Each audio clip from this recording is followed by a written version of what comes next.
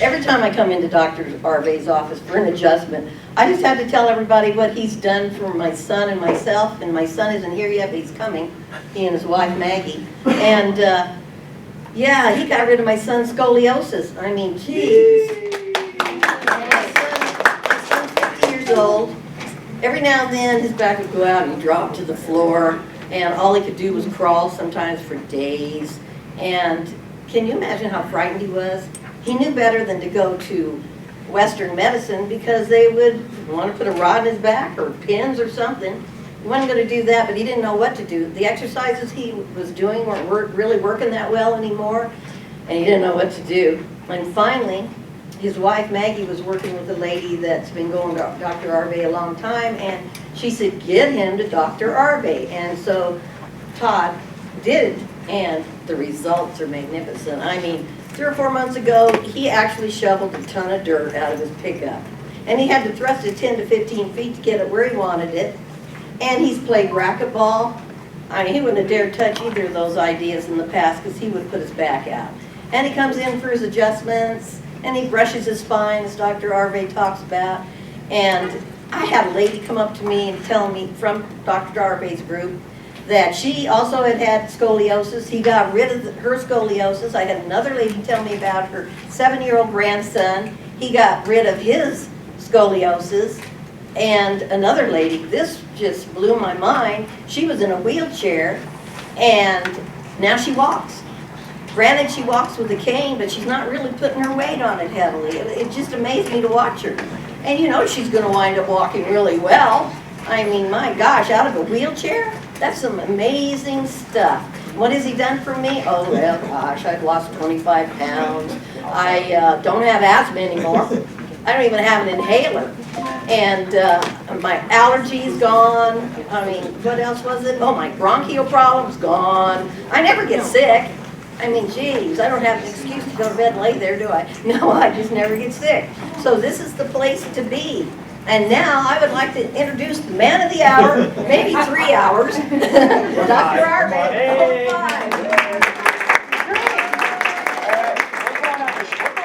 So that's me, Dr. Joseph Arvay. I've been here for 24 years now. And it's my joy and pleasure to have you here today. For guests, welcome. Give yourself a hand for being here. Yay. Spine geeks, as I affectionately call you, give yourself a hand for being here. Very good. Very good. And again, thank you, Colleen, for your love. And we get to hear that a lot. And even if there's nobody here, I like hearing it too. So welcome, Facebook listeners, all 100,000 of you. Hi, good to see you. Hopefully, May, you're watching. Hi, everybody else. So that's me. And again, we are on Facebook, our Spine Geek page. Check it out. The video of today will be there on this thing called Facebook Live. And our website's called Spine Geek because it's easy to remember. So if you want any more information on what we do, go either to the Facebook page, Spine Geek page, or go to the website. And again, thanks again, because I always get so passionate. I get into what I'm doing, and I forget to thank those who made this happen. So thank you. Everybody give a hand for Leah and Grant and Luke and Julie and Jesse and Rachel and Eileen. Thank you, Scott and Mike Moose. Thank you, Spine Geeks. Thank you all for coming. Who's ready to have fun? Say woohoo. Woo-hoo. Good, good, good, good. Okay. So I've been around here for 25 years, going on 25 years. I got my license in 1991, and ever since 1991, we've been seeing amazing healing results happen, okay? Chiropractic itself has officially been around since 1895 and have seen amazing results happen. All I can tell you is what goes on out there is completely different than what goes on in here. In here, it's a different world. And if you're a Spine Geek patient, say amen. Amen. All right, very good. There's a reason why it is. And so if you'll just allow me for just a minute or two or an hour or three to explain to you that all I can really tell you is I can't import unless I've exported, okay? I can't tell you what to do that I'm not doing. And people will look at my life and say, okay, well, I can't believe you're 51 years old. I thought you were your daughter's boyfriend. I can't believe that's your wife. Matter of fact, we had somebody look at our Christmas card and say, which one's the mom? They couldn't tell which one was the mom in the Christmas card. So just to say that, we're doing something right. Not perfect, but something right. Can I get an amen on that? Does that make sense? Right? And so it's not about me. Because if I'm anything, I'm just very stubborn. That's what I really am. Okay, good. And so how, like I said in this slide, I've learned that if I live each day one day at a time, Papa gives me the confidence, the purpose, the power to do what others call impossible. All right? I have the confidence, I have the purpose, I have the power, I have all that I need to achieve what I need to do. So, and the thing is, the result so far, I'm 51, and I'm physically stronger now than I was at 31, okay? I've been passionately married, not just happily married, but passionately married. There's some days it's more passionate than others, and some days it's very passionate as far as what side of the spectrum you're looking at. But for 28 years, I have 4 loving children that are amazing, and our family loves serving your family. You got to meet all of them. I can't tell you last time I was on a medication, had a surgery. I have no chronic disease process going on inside my body. Don't want one. Thank God every day for that. I'm happy. I have a purpose. I have a mission each day. And I get to spend my life with you all. That's the best part of my day, is seeing you. Amen. Right? And so because of that, I've been to the Olympics twice as a doctor. I've helped athletes win gold medals, silver medals, bronze medals. I've helped the Colorado Rapids win a championship. I have athletes, I travel around the world helping national judo wrestling teams, even visually impaired teams. Blind people I help. Well, how does he help them? Do you make them blind, make them see? No, because if I made them see, they'd actually lose their credentials, and it's really bad for their visually impaired career. We don't want that. But I help them perform at their very best. Hey, sometimes my friend Dr. Zach and I, we were getting nervous going on the trip with these visually impaired individuals because, hey, what's the Bible say, right? The blind will see. So we're like, so we adjust them, but not too good because we want to keep it. No, I'm just kidding. Okay. Hey, I've been to Africa twice. Why? Because they said, could you please come and just help us be healthy and not as sick as we are? And I get to serve, again, all of you on a weekly basis. So it makes my life really fun. Again, that's us. Now you know why I tie my hair back, okay? Again, these are pictures with the different Olympic medalists who all have dreams, all have goals, and know how to work their life to a way to what wins the work. But I will tell you, there are people who win Olympic gold medals, are on TV, they're on the box of a Wheaties cereal box, and yet you see a year later they commit suicide. Or a year later they're 500 pounds, literally overweight, if you see Rulon Gardner on The Biggest Loser. So didn't the gold medal make them happy? Didn't the gold medal make them a better person to live with? Didn't the gold medal satisfy their whole life, and therefore they didn't really ask for much? No. They thought it'd make them happy, and yet it didn't. I can't say that for all Olympic medalists. I'm just saying there's a lot of people who achieve their goal, achieve their success, and they're just as miserable, if not more miserable. There are people who have lost 100 pounds, and they're miserable and not healthy. People have lost 10 pounds, they're elated, they're a lot more fun to be married to, and they're enjoying life. What's the difference? What makes them like that? And again, this is my family. This is our latest. I had to change pictures because Luke doesn't look like Luke anymore. This is the day that May left for Idaho. And so we're all there. We did a selfie. And so my job is to make sure each one of these individuals, including my wife, live an amazing life. I can't do it for them. I'm not here to fix their life. Today is about you fixing you. Amen. Today's about you and God. Today is not about fixing my spouse makes me happy, or my children make me happy, or whatever makes me happy. It's not about that anymore. It's about you and God getting together and making you happy. And taking pressure off those that are close to us and give them some grace, give them some peace and say, okay, you're no longer in charge of making me happy. I'm going to take that on for myself. Okay? And then we're also here to make Jesse happy too. No, I'm just kidding. Well, Jesse's traveling. We're all going to get on a bus and go to Tokyo and watch him win the Olympics in 2020. Okay? So, hey, guess what?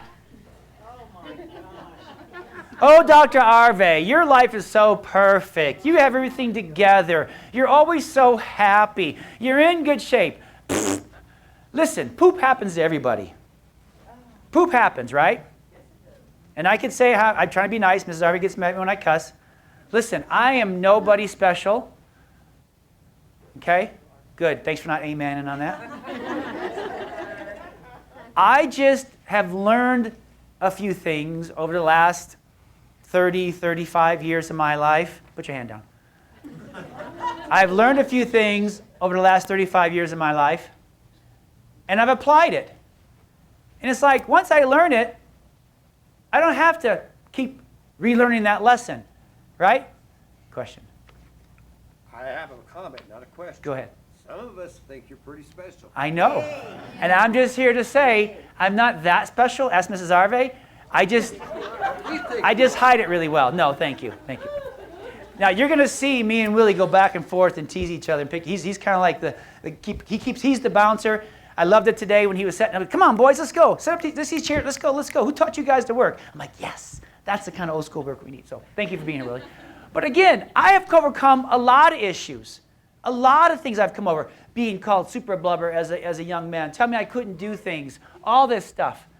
And I've helped people who've been told you're a loser, you're no good. I have used the fact that I will prove you wrong more to my advantage than to my disadvantage, right? You want to get me fired up, just tell me I can't. I will do it. Give me your rules, and I will beat you at your own game. That's kind of how I work here, okay?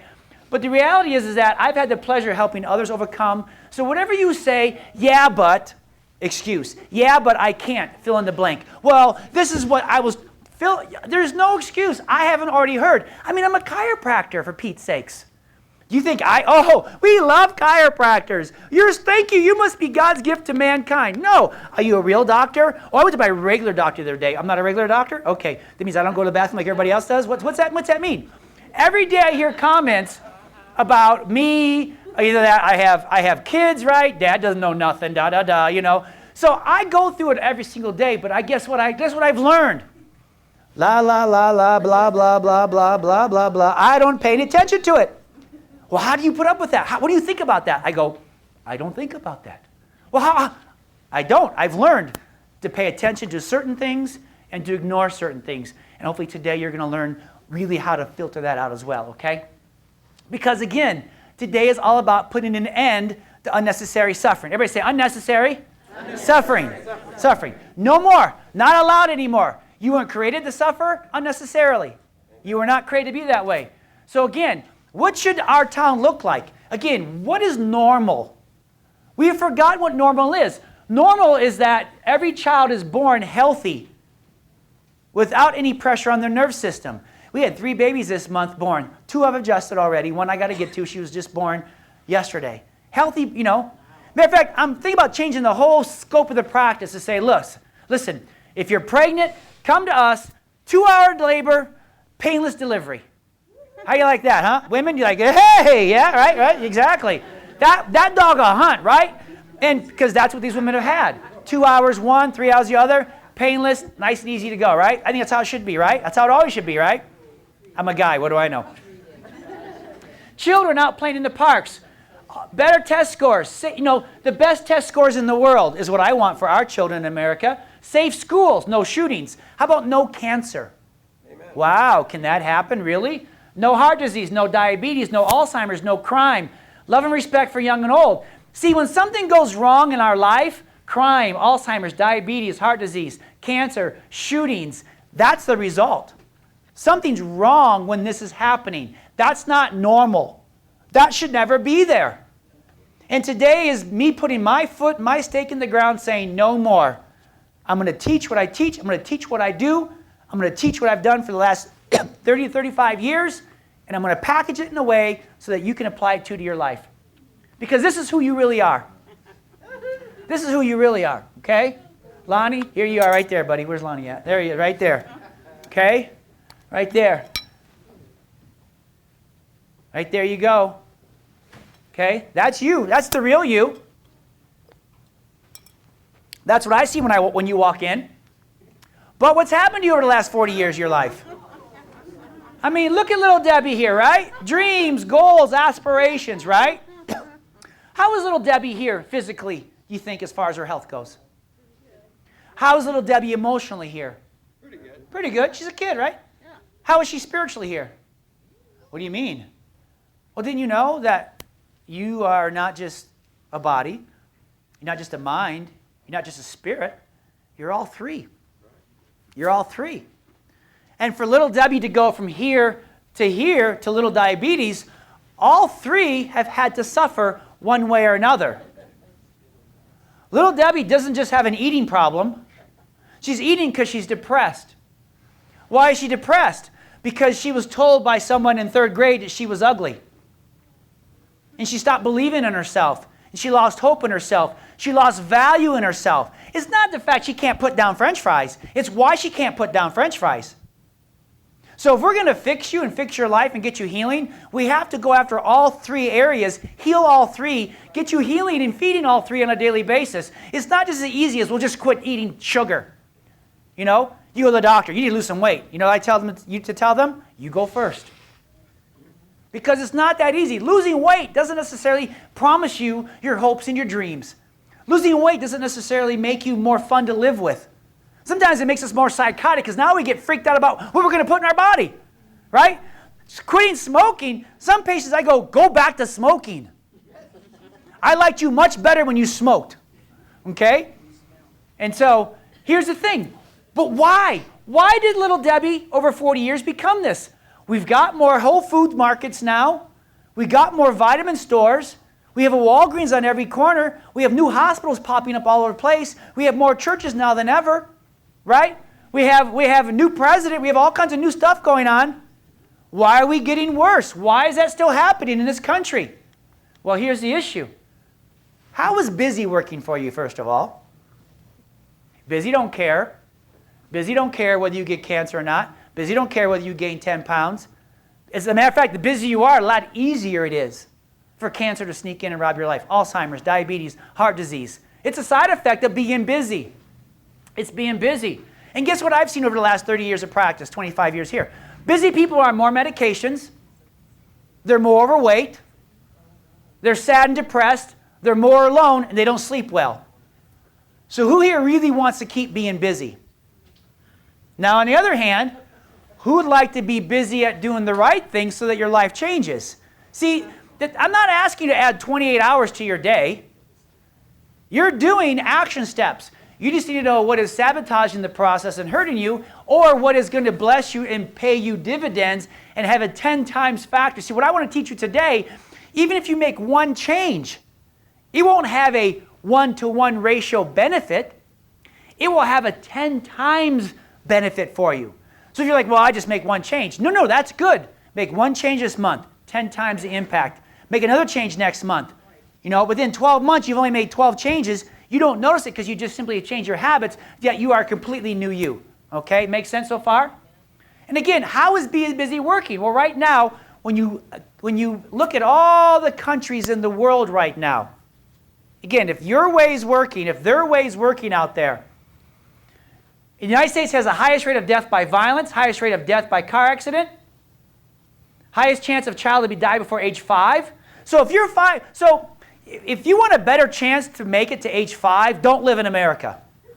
America is the worst country you could live in if you want to make it to age 5. And after age 65, America is the worst country to live in by death and health statistics. Okay?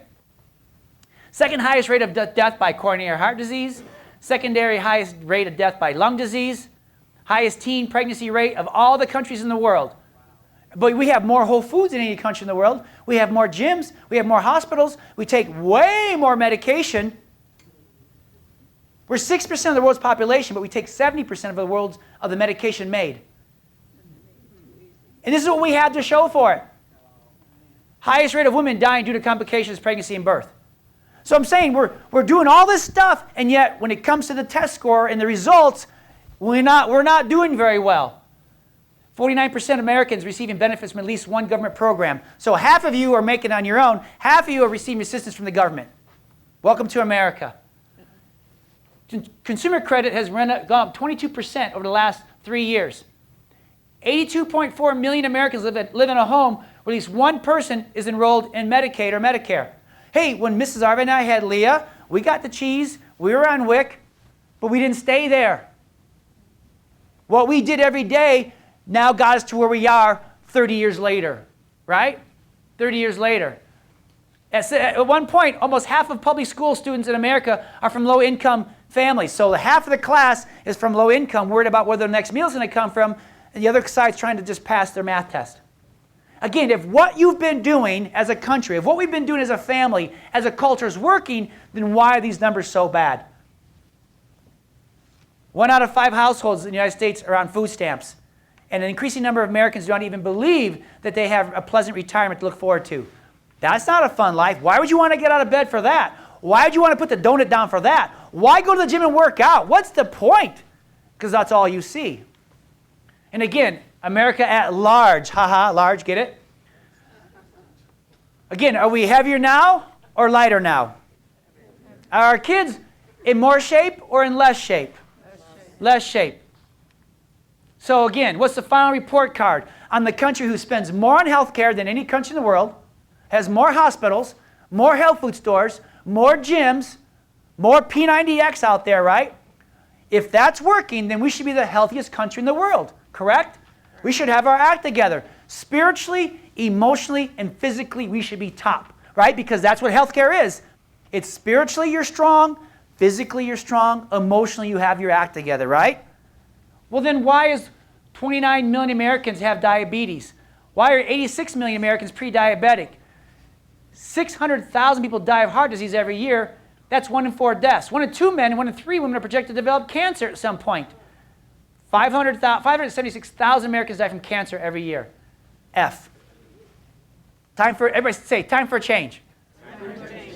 I don't care what it is. It's time for a change, right? Yep. Albert Einstein said, definition of insanity is doing the same thing over and over and over and over again. Now here's the point. Doing the same thing over and over again called healthcare. Pretty good business for them. But how does the patient fare? That's you. The result of healthcare right now is that you suffer. They don't. Their bills get paid whether you live or die. Their bills get paid whether the tumor goes away or not. Their bills get paid whether you lose weight or not. Their bills get paid whether you get your smile back or not. Their bills get paid whether you have the baby, get pregnant, or don't get pregnant, right? That's wrong. That's wrong, but that's a culture that we live in right now. So if your culture is working, great. Let me keep helping you. But right now, is there depression in your family, disease, anxiety, obesity, illness? If this is your culture, I'm telling you, I don't care if your great-grandmother had it, your grandmother had it, your mother had it, and they're like, well, you're next. You say, no, I'm not. Say, no, I'm not. No, I'm not. You're not. You're not. It's time to change. So again, what are we going to do about it then? Because you've heard all this before, right? Oh, blah, blah, blah, blah, blah, blah. So what do we do? Well, what I'm not going to tell you to do is take more medication, get more surgeries, have more shots, and testing. Because that is not working, right? And again, that's making you weaker, not stronger. Well, then let's just lay in bed all day and do nothing, right? Let's just do nothing, hope it gets better, right? Well, that's making you weaker too. You can't think, you can't wish, you can't worry, because that doesn't do anything for it to help you, okay? Or you can change your daily action steps that cause you to be where you're at. You take responsibility for your life, times 7 days a week, and this will make you stronger. Can I get an amen? Amen. Who wants to get stronger? Raise your hand. Right? But who's been promised other ways to get strong and it didn't work? You know what I'm saying? Yeah. So let me show you why it didn't work. Again, my whole existence for being here is to make you stronger. It's about making you stronger. It's giving you the action steps each day to actually make you stronger. Key word, action steps. Everybody say action. Action. You have to take action. Step. If you don't take action, it ain't going to work, right? It's not going to work. And put up with me just for the next 10 hours, okay? This is not an easy talk, because no one, there's a reason why no one else is doing this talk. Okay? But there I am. Don't shoot the messenger, don't shoot the message, okay? So put up with me. You don't have to agree with everything I tell you. I'm not here to preach at you. I'm not here to yell at you, although I like to yell. I just get passionate. So I'm not yelling, I'm passionate. We good so far? Maggie, doing okay? Good? Okay. So I have to give credit for everything in my life. If my wife cleaned the house immaculately like she did yesterday, and we have friends come over, and I go, look what I did. Look how cool I am. Look at how I cleaned this house. What would she do to me? Yeah, And am I lying? Am I absolutely lying? Yeah, I didn't do anything, right? She did all the work, and I'm going to take all the credit, right? So I have to, if you look at my life, when you come in here, I've got to give credit where credit's due, and I'm going to tell you that God, who I call Papa, is the one who makes this all work. I'm not that good. Amen. Okay, there you go. And I want to go on record in saying it's not about me, right? It's not about me. I've spent over 30 years researching it. The Bible. See, if you look at real health science, real news, real science, you look at the Bible, they're in alignment.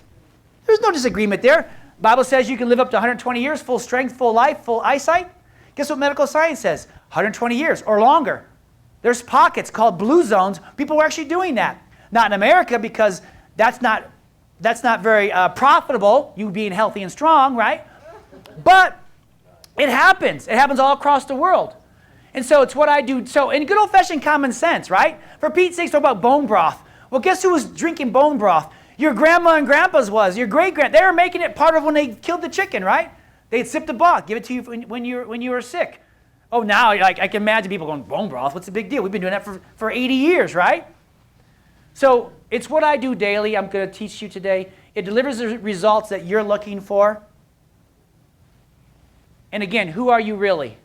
And so you have to understand that you really are a spirit that's going to live a lot longer than you are on this earth. You're a mind and you're a body. Again, there's three of you in there, okay, or more. But you're a spirit, you're a mind, and you're a body. And it's who you are. And they were never meant to be segregated. They were never meant to be separated. A holistic life means the whole you are doing things on a daily basis to make you happy, make you strong, all of you. But here's the problem. And again, I'm not picking on one entity, but I would say the church has taken your spirit, said, give me the spirit. And maybe some places we've called it religion. We've called it do this, don't do that, or else. Right? Do this, don't do that. List of rules. Obey the rule, or lightning's going to come down, or you're going to burn and rot, right? But we've given the spirit, and that's not where it's at all. But that does cause harm to who we are, correct? Yes or yes? That has caused, how about I just call it government culture. Okay? Mind, emotions, for the greater good of all. We have policies that we do for the greater good of all. And that's our mind and our emotion. And then our body is a machine. Parts are parts. Gallbladder, kick it out. Uterus, kick it out. You don't need that. You don't need that. And this is kind of what we've grown up with, let's just say the last 100 years. Well, if we segregate these three things, can you see why you're in the mess you're in? Amen. You go to the doctor wanting to be fixed. What you are saying subconsciously is holistically make me happy, make me better, make me more connected. And we're trying to find that through medication, shots, and surgery. Great in emergency, but doesn't bring these three together. What I'm going to show you and what I've been doing every day in my life brings these three together, and that's why we get the results. So, it's really about the real you. Are you getting weaker day by day by day? Do you feel like, which part of you is getting weaker? Your spirit? Your mind? Your body? Which one? You're like, well, I never thought of it that way. Which one is suffering? Because they're all connected. Are you ignoring any of the three? Well, I didn't know there was three. I never thought that way. I know. That's why this is different, right? What are you feeding your spirit daily? Cheerios? I don't know. What? What are you feeding your mind daily? What do you feed your body daily? I don't know a lot of people, again, you lost 20 pounds, so you really got your body going, but at the expense of these two here. And that's why you're not happy or peaceful or fun. So everybody stand up. We're going to exercise. Can you see the screen? Okay, march in place. And read this out loud. Start with me. I declare that I'm calm and peaceful. I will not let people or circumstances upset me. I will rise above every difficulty, knowing that God has given me the power to remain calm. I choose to live my life happy, bloom where I am planted, and let God fight my battles. This is my declaration. Good. Sit down. This is out of the book called 31 Declarations. My son and I read it every day, twice through, as I take him to school.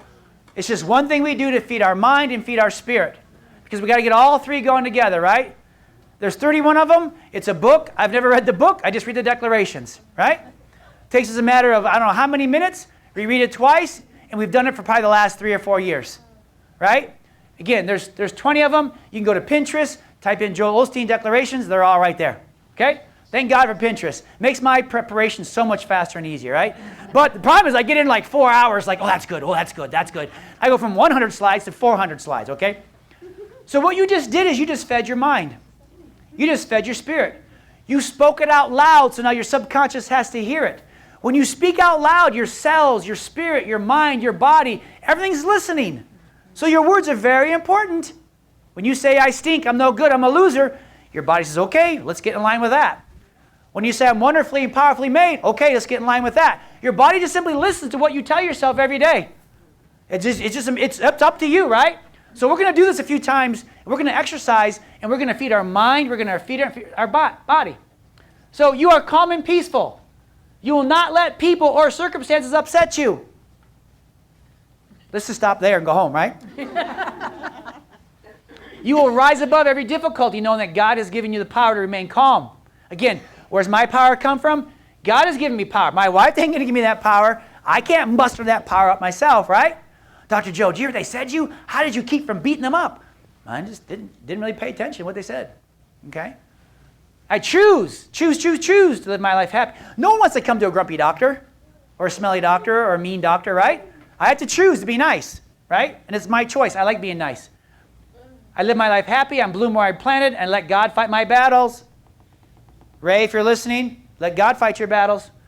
This is my declaration. So again, when I say healthy, we got to make sure we incorporate the mind, the body, and the spirit. Yes, yes? Yes. Okay. And again, I know there's 4 here, but again, I've never been to theology school. I'm not a pastor. There may be a few things you may go, well, that's not what blah, blah, blah said. I know. I'm a doctor. And my job is to get your body working at 100%. Make sense? My job is to tell you what to do and how to live in a way that you don't end up in a nursing home on 10 different prescription medications, alone, sad, and busy, right? My job is to help you lose all the weight you want or gain the weight you want, have an incredible life, enjoy your family, not go bankrupt because of medical bills, but really have fun and live a purposeful on mission life, right? That's what you want. So what I'm teaching you is how I do that myself and how you can do that yourself. So I may say some things, you may go, well, that's kind of watered down. No, it's not. Start doing it, and it'll water up, okay? So your body, your mind, your spirit, soul, that's you. So again, warning. There are God's laws and principles that protect us, but God still loves us if we have McDonald's or eat donuts. Again, this is not do this or die. Now, but you have the freedom to choose how you live your life, okay? But you don't have the freedom from the consequences of that choice. You can choose to continue doing what you're doing, but then you can't expect to have a great life. You know what I'm saying? You can't choose to not change the oil in your car, expect the engine to run. You can't choose to not water the grass and expect it to be green. Your choice, free country, right? But don't be complaining and moaning when the results aren't where you want to be. Well, I think I'm entitled. You're not entitled to anything. I'm not entitled to anything. It's your choices every single day you make, right? So is your choice going to be life healing, or is your choice going to be death? So every good choice will give life to your body. Every bad choice or every other choice is a choice that's going to have a death force or a choice that's going to give you a life force, okay? Okay? Luke, come here. And so here's what I want you to understand. There's a negative force working against you, and there's a positive force that works for you. I need my spine and my hose, please. I can't believe I forgot my hose. So understand. Everybody say interference, plus time equals death. Okay? Now, not death like, oh, I'm going to die. But yeah, 2. It could be death of an organ, death of a life, death of emotion, death of a relationship, okay? But it's interference over time that causes this. Or, everybody say or. You can have a positive force working in your life. That means no interference plus time equals life. And what I try to do on a daily basis is live a no interference life, right? I try to make choices that remove interference, not cause interference, all right? Every choice will either take or cause or take away interference. It's your choice. It's that simple, and yet it's that profound. It's that sneaky, and yet it's that loud. And I want to teach you how we're going to do that. So watch this video. Todd, you're going to love this video. This is from one of Todd and I's favorite books. Do you ever have a choice between a glass of soda or a glass of water, and you pick the soda because, well, if you have a glass of soda today, it's not like you're going to wake up overweight and unhealthy tomorrow. That's basically how we all like to think, that somehow success only comes from doing huge, important things right. You're going to only buy kale for your house at some point and become ultra healthy, but until then, it's not like drinking this one soda will all of a sudden make you this unhealthy person in one day. So you have this big paradox. On one hand, you're right, the little decision doesn't really matter. This one decision won't really affect your health in any significant way. But on the other hand, it's really the only thing that matters, because in a year, you'll be the result of your every little decision compounded. So in essence, every little decision matters. And these little things are easy to do. When you're on your lunch break tomorrow, you can make the choice to drink water instead of soda. Anyone is capable of doing that. But since it's easy to do, it's also easy not to do and just order the soda. But what if you decide to do this little thing right? You won't be any healthier the next day, but after a year of drinking water instead of soda every lunch, you would see huge health benefits from it. And you can apply this to anything. What if you just read 10 pages of a good book every night before you go to bed? Anyone could do that. That's a pretty easy thing to do. But since it's pretty easy to do, it's also pretty easy to just ignore it and not do it.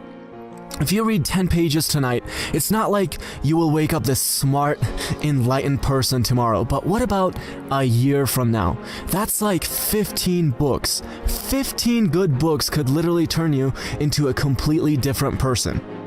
What if you do this for 4 years at college while everyone else around you doesn't read the 10 pages because it's not like they're going to be any better the next day? That's like 60 books. 60 good books could put you ahead of every single one of your friends, whether that be related to finances, relationships, or just overall happiness. So again, you have this paradox. On one hand, you can fall for the unsuccessful mindset of, well, it's not like this little decision matters, but in reality, the little decisions that we make is all that matters. Every little decision of yours will be compounded at the end of the year, and who you are will be the result of it all. Now, here's the thing. I think it's just human and okay to indulge in things. I do it all the time. It's not like I'm this little robot who does everything quote unquote right. But I'm at least more aware of how I think about the little things. I have a vision of who I want to be in a year, and I ask myself with every little decision, is this going to move me closer to that person or not? And the answer isn't always yes, but at least I'm aware of it, and at least I try to align more of my little decisions with that vision. And the more I can answer yes, the more I realize that I'm closer to being that person at the end of the year. But the surprising realization for me has been how many times the answer is no. No, this isn't moving me to where I want to be in a year. And this is perhaps the most important lesson of the slight edge. A huge lesson of taking responsibility for where you are in your life. When you get to the end of the year and you're unhealthy, Having been conscious about all your little decisions will at least make you realize why you're unhealthy. You're no longer going to blame your poor health on how your job didn't pay you enough to eat healthy. You're going to realize that it's because you decided to buy the soda over the free water every single day at lunch. It's because you decided to buy the more expensive bag of cookies instead of buying the cheaper bananas every time you went shopping. Right, all right. You guys get it? It makes sense? What are the signs of your spirit, mind, and body being in trouble? Well, inability to concentrate, seeing only the negative of things, anxious or racing thoughts, difficulty in decision making, trouble learning new information, constantly worrying, nightmares, guilt, poor judgment, forgetfulness, disorganization. Those are warning signs that your spirit, your mind, and body are not working together, and that you're weak and that you're suffering on the inside because it's cognitive. You're not aware of it. You're doing it. You don't know why, and you're sabotaging yourself. Emotional symptoms, depression, general unhappiness, low self-esteem, lonely, I'm worthless, overwhelmed. You're losing control. Frequency of crying spells, suicidal thoughts, moodiness, apathy, irritability, short temper, agitation, inability to relax. These are warning signs. And yet, when you go to the doctor, well, there's a pill for that. There's a vitamin for that. You don't have a pill or vitamin problem. You have a little boy, little girl that's hurting that needs to be healed spiritually, emotionally, or physically, and we need to get on with that before we can go forward. Physical symptoms, nervous shaking, weakness, fatigue, twitching, tremors, aches, pains, tense muscles, muscle spasms, diarrhea or constipation, nausea, dizziness, lightheadedness, chest pain, palpitations, rapid heartbeat, frequent colds and infections, loss of sex drive or ability, excessive belching, flatulence, unexplained alert allergy attacks, weight gain or weight loss without changing your diet, ringing, buzzing, popping sounds in your ears, cold or sweaty hands and feet, dry mouth, difficulty swallowing, clenched jaw, grinding teeth. Again, it's not just physical. There can be emotional components. It could be spiritual components as far as where you're at. Hair loss, acne, rashes, itching, numbness, hot and cold waves, sweating, tingling, low energy, headaches, insomnia, heartburn, panic attacks, sense of vomiting, frequent urination, difficulty breathing. And so when you walk in with this, I'm looking at you going, I'm listening to you going, why'd they say that? Why'd they say, well, I need to lose weight, I'm fat? Or I'm going through all this. I'm listening. And it's who you are holistically is what's shutting down because you want me to fix you. Well, guess what? We may have to go back. And you've all been there, some of you. I've said something, and all of a sudden I see your eyes well up. I go, got it. I know where we're at. I know what the problem is. And it's just showing up on your x-ray as poor posture because you're carrying the weight spiritually, emotionally. You're carrying it. That's why your posture's off, right? That's why you have forward head posture because the world's just beating you down the last 30 years. Behavior symptoms, changes in appetite, sleeping too much, sleeping too little, social withdrawal, isolation, aggression, hostility, overreactions, defensiveness, suspiciousness, problems in communication, obsessive or compulsive behavior, nervous habits, nail biting, fidgeting, pacing, shaking your leg, low interest in appearance, punctuality, stuttering, rapid or mumbled speech, procrastination, neglected responsibilities, using alcohol or cigarettes or drugs to relax, lies, excuses to cover up poor work, increased number of minor accidents, excessive gambling, impulse buying. Again, if you walk into any doctor's office, there's a whole host of things they're going to do to you which are not going to address the cause of the problem. Spiritually, emotionally, mentally, physically, you are shutting down, and these are the warning signs that we see. So we ask, well, what can I take to fix this? What can you do? Just give them something. Get rid of it, right? Or what do we need to stop doing? What do we need to start doing? See, all health and healing is about removing interference.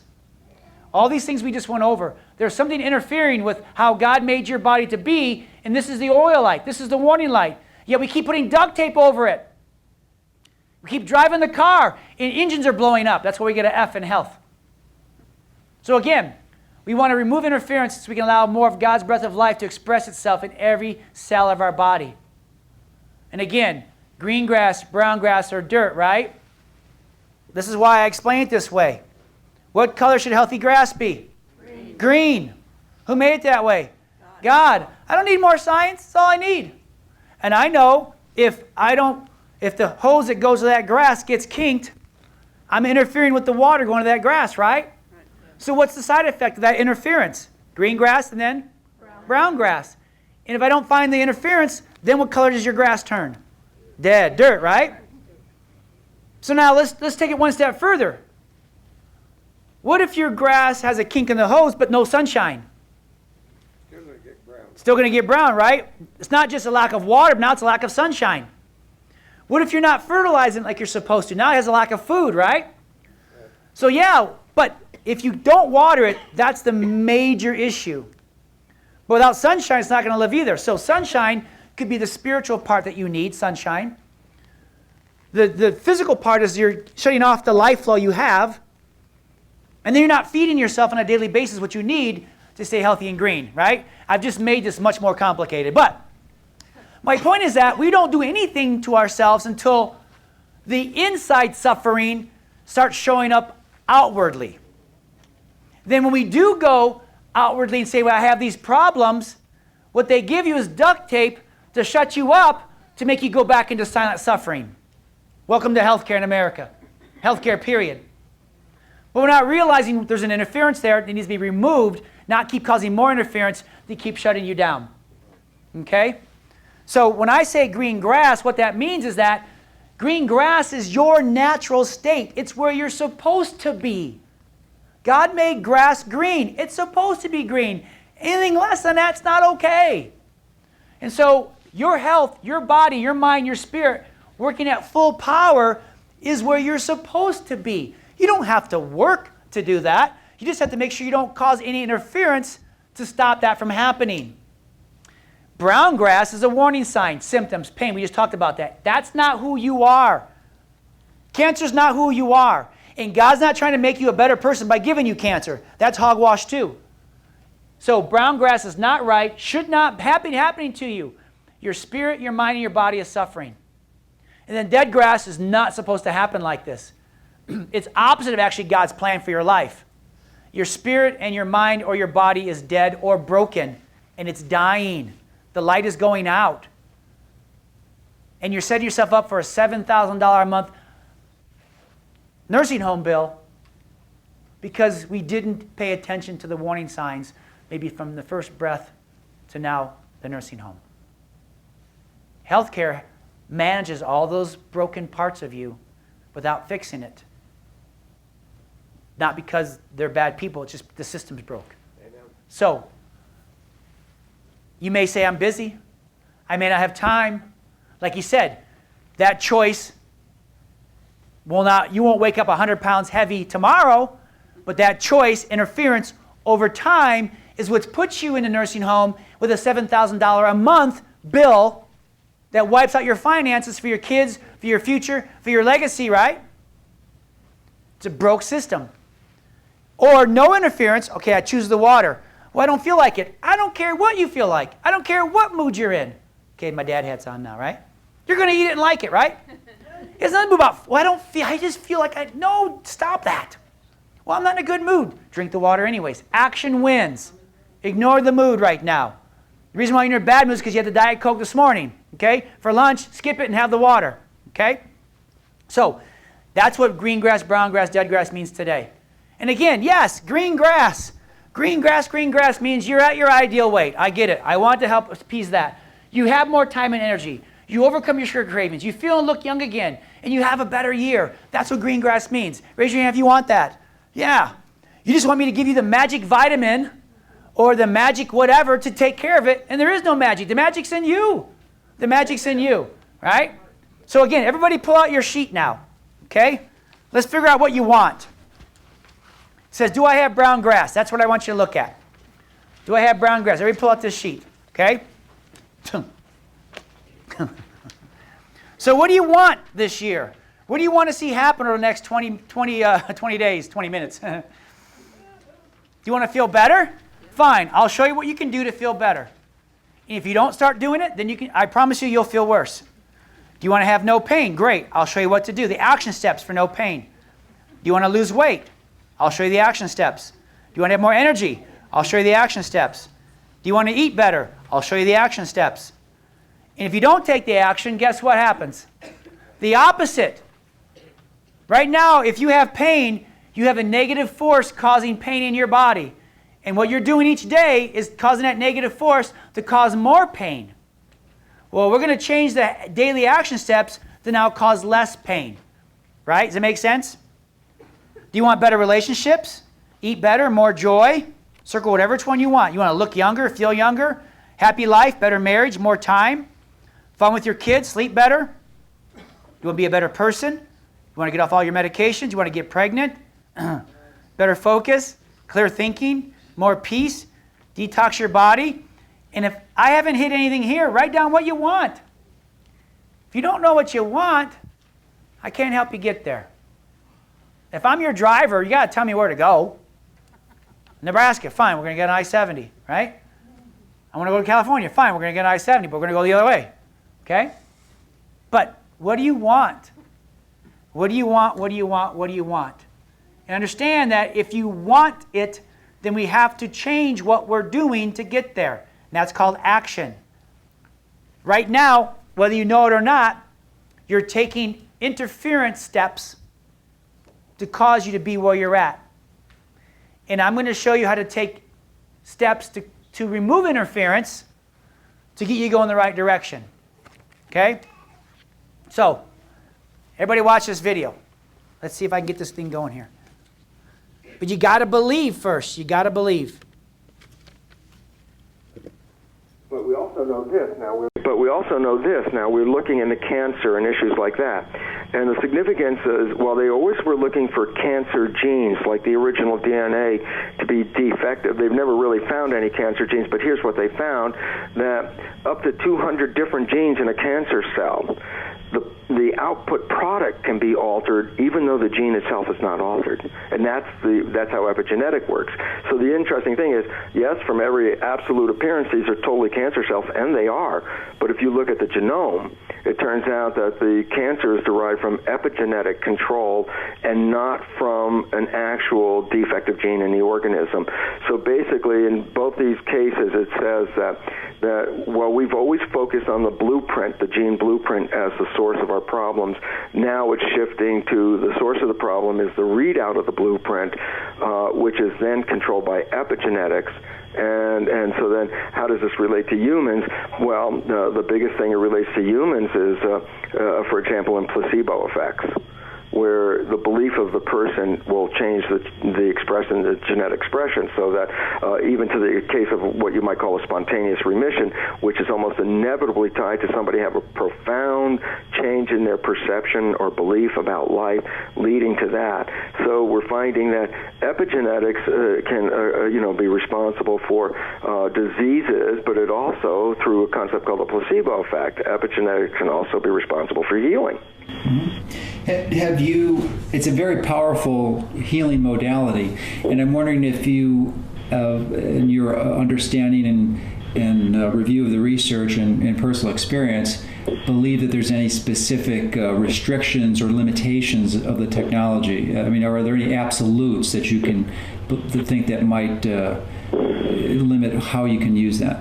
Well, and this is hard for me to say coming from the allopathic conventional world of life. No, I don't think there are limitations. The only limitations, I believe, are on the environmental fields, which influence the perceptions. And as a result, then other people's beliefs and attitudes around you are part of what you are perceiving. And since perception controls epigenetics, then our philosophy, our cultural things that are going on around us, the beliefs of others, also then become part of that field, which then can control epigenetics, and it could totally impact what you can do. And now I can take one further step of weirdness from an allopathic scientist and go like this and say, look, I wasn't even raised in the Christian tradition, right? But the reality is when when Jesus actually said you could renew your life with your beliefs, this now, in an understanding of epigenetics, is actually profoundly true. This is exactly how it works. And it was interesting because he used to, come off with the phrase something like, you see me do all these miracles, but you can do them maybe even better than I can do them, but you don't believe in it, which again is the epigenetics. But why I was bringing this up is an important instructional part of that same storyline. It goes like this, and I have to paraphrase it, not being a religiously trained person, but essentially, Jesus could not do miracles in his own hometown. And the relevance about, what was he different than if he was in this town or this town? Why couldn't he do the miracles in his own hometown? And the answer is because the field of energy in his own hometown was that the people that saw him grow up had no belief in him being able to do this. And then why that becomes important is, look, if Jesus did all the miracles and recognized the place he couldn't do the miracles was where people didn't believe in him. Mm-hmm. And so all of a sudden you start to realize, belief can heal you, but the beliefs around you from other people can also influence your ability to express your own beliefs. So it becomes important to recognize what are our limitations, and I think our greatest limitations are the inherent cultural beliefs that we buy into because everyone around us is sharing these beliefs. It's sort of a Rupert Sheldrake, the biologist, New Science of Life, morphogenic fields. That's what it's all about. Beliefs are energy fields, and as such are really influential in shaping our expression. Isn't it amusing how many people actually get well on the way to the doctor? And what this really represents is you are innately able to heal yourself unless your perception says you can't. And since perception controls biology, then as Henry Ford said, whether you think you can or whether you think you can't, you're right. And we have to understand this because, and it's interesting because there's actually a word to describe this in the medical field, and we don't talk about it in the public a lot.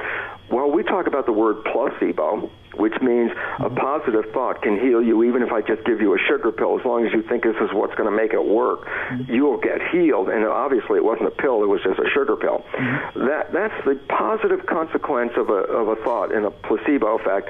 And yet science also recognizes but does not talk to people about what is called the nocebo effect. The nocebo effect is when you actually have a belief that is a negative belief. And it turns out that these negative beliefs can not only make you sick, these negative beliefs can kill you. And that's an established understanding of the nocebo effect. And really what the point was this, is that your perceptions or your beliefs are powerful in either direction and equally powerful, meaning as much as a positive thought can be very effective to heal you, when we call it a placebo, a negative thought can make you sick or kill you, nocebo. It's the power of thought that was involved. And therefore, if you think you are powerless, then that thought manifests, and then all of a sudden we are victims. And this is an unfortunate situation because it is a programming of victimization. There's been history and years of histories of people healing themselves that conventional medicine even denies, and it's right in front of their face. And the reality is because if you own it, then you have to say, well, if it works, why can't I use it? And that becomes the problem because basically we've discounted forever the concept of mind and belief because we bought into the concept of genes. And so then you say, oh, no, it had nothing to do with you. It had to do with your genes. It's like, no, the new science has everything to do with your belief. You are the healer. God put an amazing power in your body. But again, the cultures that we live in don't want you to find that out. And so today is all about setting you free and finding my mouse. Your mouse, there it is. There we go. So here's the rules for today. We will include God in all of you. Each action step will strengthen your spirit, mind, and body. This is for everyone. If I had 30,000 people in this room, and they all had a green grass yard, and I stopped watering their grass, what would it do? Go brown. It's a universal principle. Whether you believe in God or not, it's okay. He believes in you. He's made you to work in a specific way. And it's universal. That's why this is when you hear me talk about Spine Geek Nation. If we apply this to a nation, the whole world, the whole nation changes. And you survive and you get healthy and you get happy. So again, commit to changing just one or more things. Action wins. It's always better than how you feel like it. I don't feel like getting up at 4 o'clock in the morning, 4:20 in the morning, and go work out. Trust me. I never feel like it. But I know it's an action step that if I do, will have 10 times the effect on my body, on my life, on everything I do. As you do this, you will optimize your weight. You will revitalize and energize your life. This will allow you to become the person that Papa God created you to be, which really is the goal. Really is the goal. If you keep with this, you'll be a better you. Are you ready? Say yes or yes. Yes. Good. So here's some words that I like to read that reminds me of this thing called the Bible. Again, I can choose to believe what TV says about me. I can choose to believe what others say about me. But I don't like what they say. I like what God says about me. So I choose to tune that other stuff out and really pay attention and put first what these things say. So thank God for Pinterest. So God created you in his own image. In the image of God, he created them, male and female. God breathed into the nostrils and the breath of life, and man became a living being. The breath of life. Boy, I could do a whole other 10-hour workshop on the neshama, the breath of life that God put inside you. When I adjust you and take pressure off your nerve system, we are releasing this breath of life now to go to work and restore you. When you are reading things that are positive, that remove interference, you're releasing your breath of life. If I have a dead Celeste on the ground, I can put all the essential oils on her, all the broccoli, all the massage. I can do everything you want, but there's no breath of life in there. Therefore, is it going to work or help? No. But because she still has breath, all those things begin to work because you still have your breath of life. And again, call me crazy, but I believe my breath of life comes from God. I got to give him credit for that. Okay?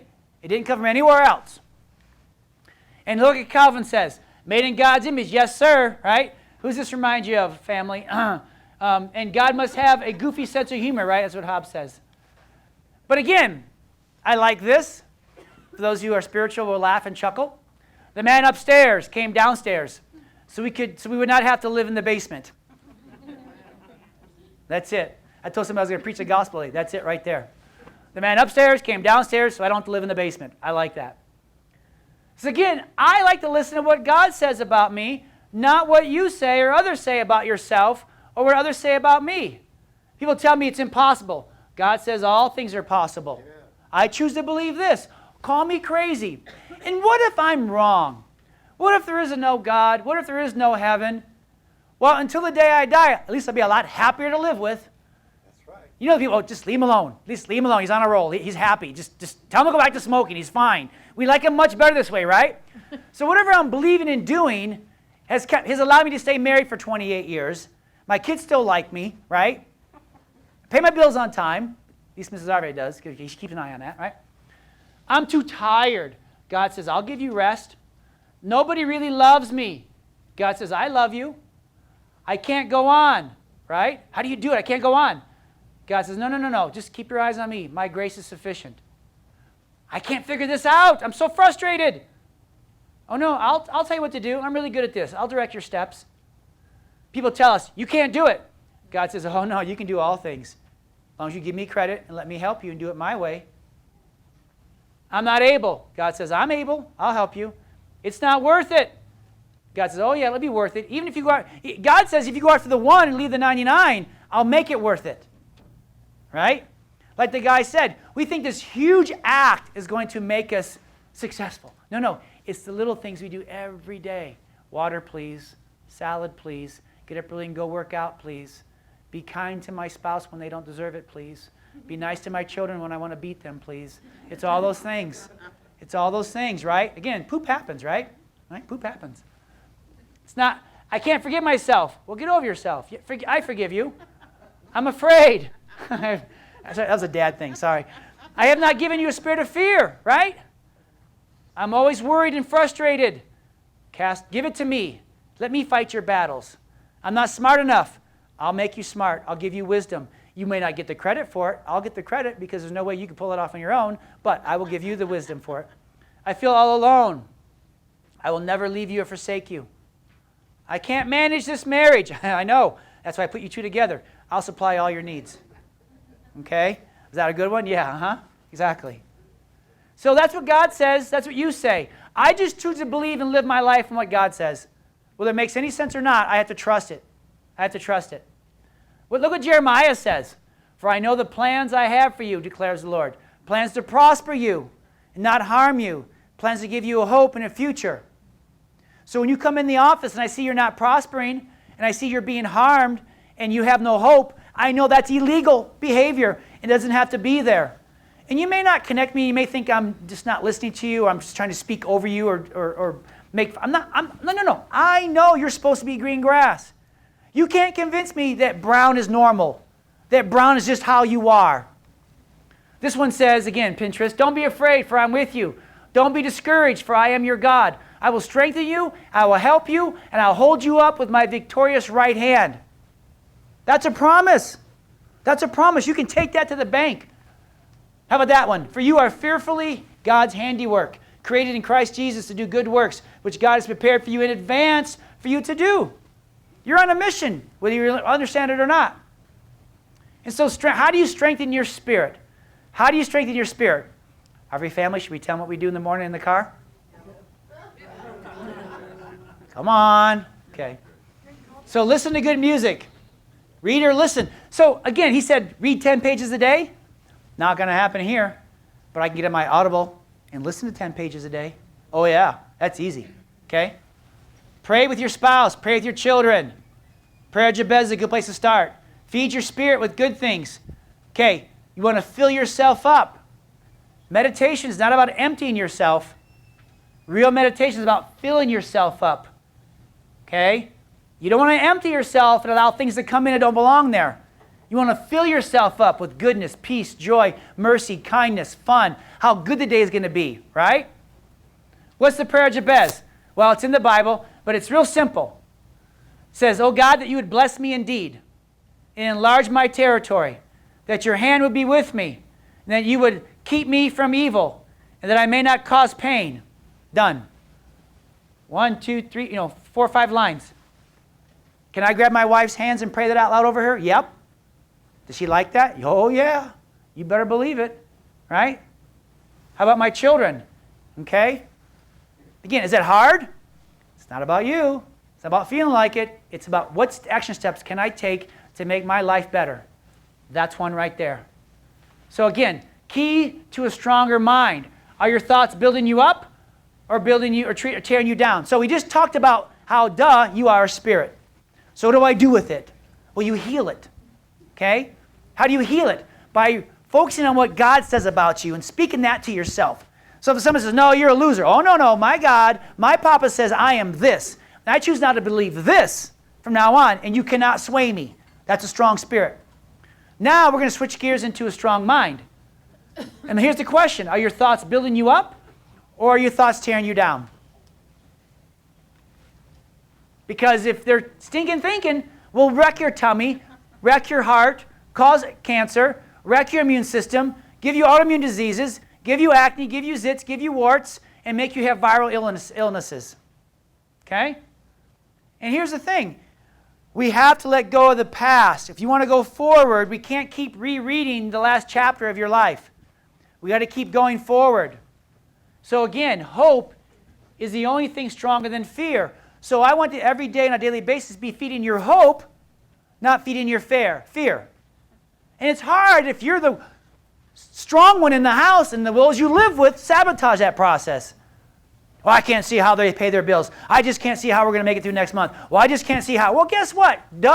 I can't see either, but I know God will take care of me. Amen. Well, you're just not being realistic. Oh, no, I don't like your real world. I like my real world a whole lot better, so I choose to stay here, please, and practice holy procrastination. La, la, la, la, la, la, la, la, la, la, la, la, la, la, la, right? Okay? There's times I walk around with my headphones on, and the cord is plugged into nothing. People think I'm crazy. No, I just want to hear what you're saying, okay? Your strongest muscle and your worst enemy is your mind. Train it well. Everybody stand up. Time to exercise again. You can say, no. Okay, march in place. Swing your arms this time. Say, I declare that I will use my words to bless people. I will speak favor and victory over my family, friends, and loved ones. I will help call out their seeds of greatness by telling them, I'm proud of you. I love you. You are amazing. You are talented. You are beautiful. You will do great things in life. This is my declaration. All right, have a seat. mean, what if you just read that every day? Out loud, so your kids could hear and your wife could hear and so could your dog and your fish. I will use my words to bless people. Just start there. If you have nothing nice to say nothing at all. And I forgot to mention, if you like any of these slides, take a picture. Can't do that. Or email me and I can send it to you. Okay? I will speak favor. Do you ever pay attention to what I'm saying when I'm adjusting you? You're not just getting your physical needs met. I'm speaking life to your spirit. I'm speaking life to your emotions. I'm reminding you you're green grass. Because I read this, I go, I better do this, right? I don't just read it once a year. I probably cover it once a month at least, but this is it, right? And again, if you're sad because you don't have any friends, well, start speaking favor and victory over your family, friends, and loved ones, and watch your Facebook go up, or whatever how it is, okay? I'm proud of you. I love you. You are amazing. You are talented. You are beautiful. You will do great things in life, right? And I speak it whether you receive it or not. I speak it. I speak it, I speak it, I speak it, I speak it, I speak it. Whether I see it in your life or my child's life or anybody's life, doesn't matter. I still speak it. Because if I don't speak it, who will? Is your dentist speaking this over you? Is your medical doctor? Is your gynecologist speaking this over you? Sorry. I've been doing pretty good here. All right, so let's watch this video and enjoy this.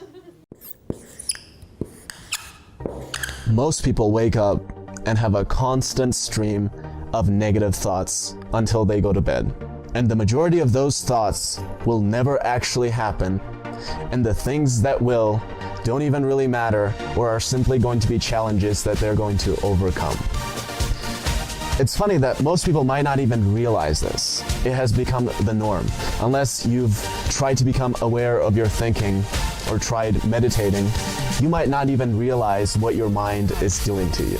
Now, the mind is probably one of the most powerful tools that we have.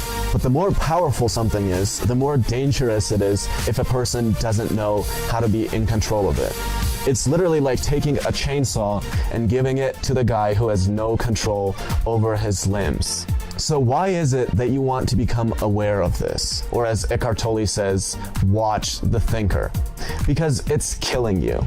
The more we study this, the more we realize that it's physically killing us. If you go outside and look at people, you will see cortisol-producing machines. That's literally what everyone has become. And it's apparent in how they walk and how they interact with each other. It is literally killing you. Not only is it ruining your life, it's literally physically killing you. So a lot of people have come to understand this, and most people have started to see the value in becoming present. But really there are two obstacles to becoming present, and it is the past and the future. And people have an easier time reconciling the past with the present, even though I'll still get questions like, oh, so what are your biggest regrets in life? And I'm like, I don't know. They're like, come on, you gotta have some. But I really don't know because I don't think about that. It just doesn't make sense to take something that isn't and let it negatively affect something that is. And I think most people understand that, maybe not in practice, but at least in theory they understand that. But the really big problem has come with the future and the present moment. How do you reconcile those two? I want to set those powerful goals. I want to have a powerful vision. But how do you reconcile that with being present to the moment? And there are really two kinds of people. The first one is the classic rat racer. In 2 years, he's going to get a $2 raise, and that's all he's anxious and stressed out about for the next 2 years. After he gets that $2 raise, he'll be quasi-happy for 2 minutes, and he'll be back to another 2 years of stress and anxiety for another $2 raise. And that's most people. And then some of those people will pick up the Bhagavad Gita or Eckhart Tolle's The Power of Now and completely misunderstand it and say, well, no more goals. That's just ego gratification. From now on, I'm staying fully present to the moment. And honestly, anything's probably better than being a rat racer, but ultimately you don't want to get stuck in either one of those paradigms. So let's look at an analogy from Tal Ben-Shahar that should allow us to never ever have a problem understanding how you can have a vision and goals and stay present to the moment at the same time. Tal Ben-Shahar says, imagine you're a mountain climber. Okay, we all get it. Happiness isn't in the peak. If a helicopter picked you up and dropped you off at the tip of the mountain, you wouldn't say, "Oh, look, I'm a happy mountain climber. Look at how proud I am of myself." But he says, neither is it in aimlessly wandering at the base of the mountain. Happiness is the experience of climbing towards the peak. And that's literally how you want to look at it. You set up that powerful vision, that worthy goal of yourself, which is the peak, and then you follow that path that leads you there while you stay present to the moment on the journey. And again, there's going to be some guy that says, well, you're taking out all the spirituality from Eckhart Tolle or whatever. But look, you're obviously misunderstanding it. Eckhart Tolle does not say don't plan. If that was the case, the guy would still be sitting on a park bench instead of going on Oprah and producing multiple best-selling books.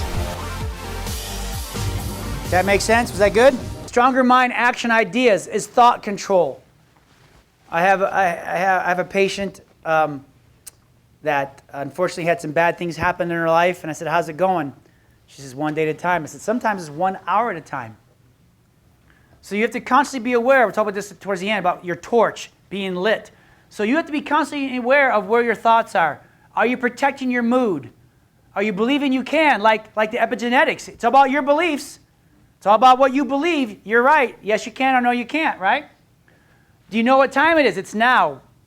And do you have a war plan? And if you solid yellow lines, meaning that I'm going to get up at 4 o'clock, I'm going to get up at 5 o'clock. Listen, if I want you to all get up at 4 o'clock in the morning to go work out, would that be hard?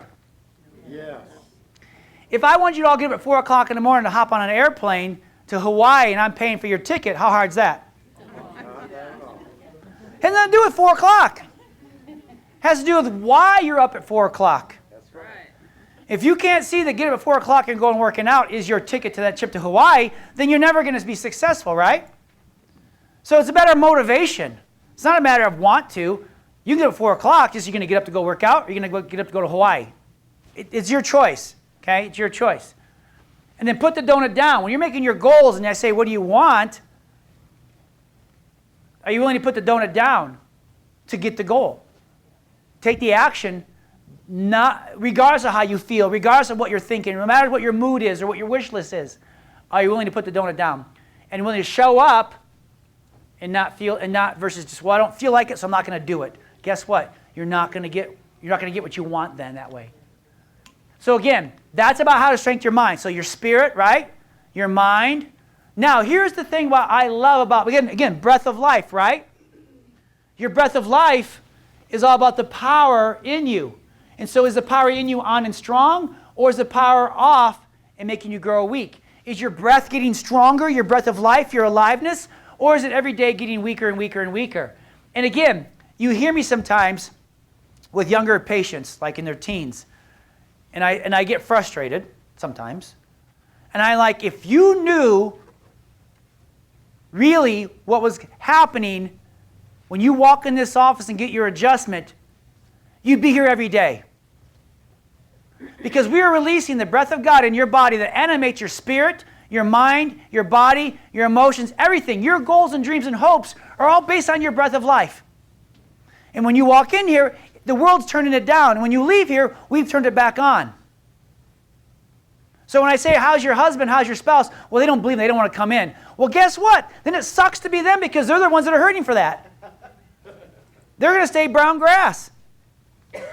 That's why I want everybody in here. Not because it's me. It's about, listen, if you're not in here, then your power is shutting off and making you go weak. If you are in here getting your nerve system adjusted, then your power is being turned on and staying strong. And if you're doing that, then you have hope. Because your breath of life is linked to your spirit. It's linked to your emotions. It's linked to your body. It's the one thing. Broccoli's not linked to that. It helps it. Doing burpees or push-ups isn't linked to that. Going on a detox isn't linked to that. Your breath of life. It animates it, it enhances it, but your nerve system is the one thing that shuts either power on or power off. And if you really knew this one thing, I've done my job. But then there'd be a line from here to 104th, and people begging me to please adjust their child so that they don't end up like everybody else, or like all the other children we saw in America with an F grade. Okay? Again, it's about God's breath of life. And again, green grass, brown grass, dirt. You were promised to be green grass. But if your nervous system gets in trouble, that makes you go to brown grass. Because again, if it was just simply diet and exercise, then why does the woman who eats organic get cancer and die at 38 with 4 kids? That's not God's plan. And if it was exercise, why does the person who runs 26 miles a day drop dead of a heart attack when they're out for just a mile jog? That's not God's plan. But we think exercise and diet and meditation and prayer and detoxing our colon and taking lots of vitamins is the answer. It's a good idea, but it's not where the power is. The power is in your brain nerve system.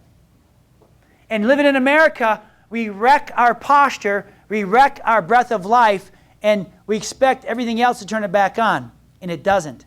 That's the lie. That's the secret. Understand, you are made and knitted together in your mother's womb, and you are fearfully and wonderfully made. The fearfully and wonderfully part of you is controlled and organized by your brain and spinal cord, your nerve system. It's the power that runs you. It's the aliveness that's not in the dead Celeste, but it's in the alive Celeste. It's the power in you. It's your breath of life. And again, the power that made you heals you, spirit, mind, body, right? I adjust you, you smile. You feel better. You go home and you have a great day. It's more than just getting rid of your back pain. Power gets turned on. Life gets turned on. And again, doesn't need no help, just no interference. Just no interference. So when we x-ray you, I look for interference. When I do a leg check, I look for interference. When you walk in here, I look for interference. And my job is to remove it physically. But then I pray over you, and then I encourage you. So I'm trying to remove all the interference I can. And then I do these 10-hour workshops to help you how to detox, how to eat real food. I'm going to feed you bone broth in a minute to help you keep removing interference. I have products back there. What do they do when you take it? Remove interference. That's the whole point of it. It needs no help. There just can't be interference. So again, remember, I plus T equals death. No interference plus time equals life. Every choice will either cause or take away interference. So again, this is what your spine should look like. Good posture, nice and healthy. What do we call that? What's it say? Green grass. That's the garden hose. What the garden hose is to your grass, your spine is to your body. The nerve system is protected by this. We want to see a good curve like this. But if your curve goes like that, then is that green grass or brown grass effect? Brown. You all know that, right? But then what if over time you don't know this, you're suffering on the inside, and then we take an x-ray of you and it looks like that? What's happened? Interference over time is now rotting your spinal cord, your vertebrae, your arthritis, your degeneration, your scoliosis.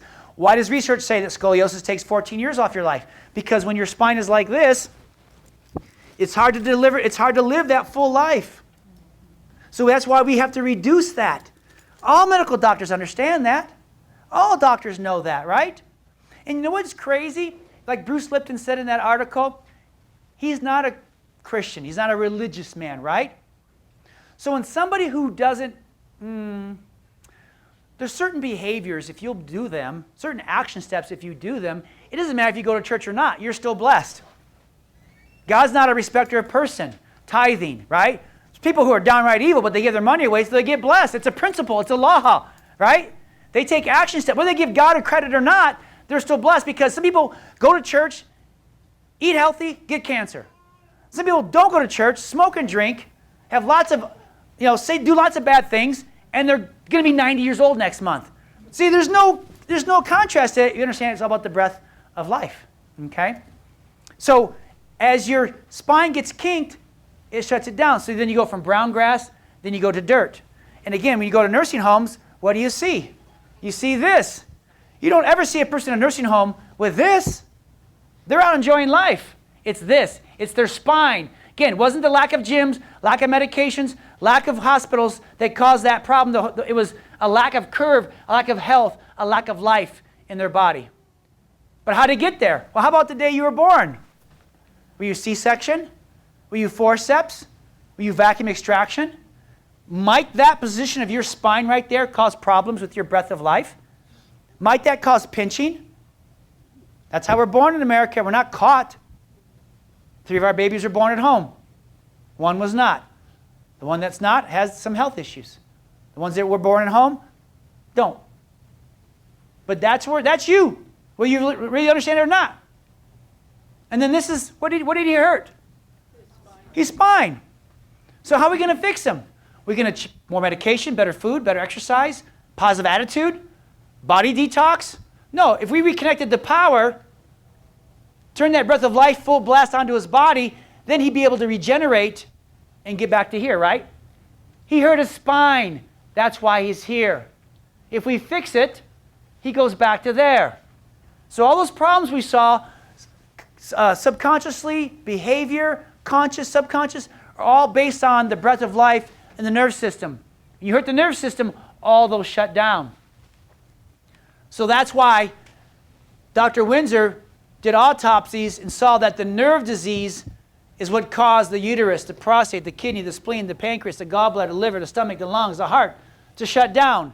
It wasn't the lifestyle, it was the poor nerve supply due to the poor posture that caused the body to shut down. Again, every nerve is responsible for every part of you, physically, emotionally, mentally, spiritually. And if your posture is shutting down, then so are you. That's why it says the nerve system holds the key to the body's incredible potential to heal itself. Why? Because your spine is the key to God's breath of life in you on a functional body neurological basis. Neurological basis. So when should your first adjustment be?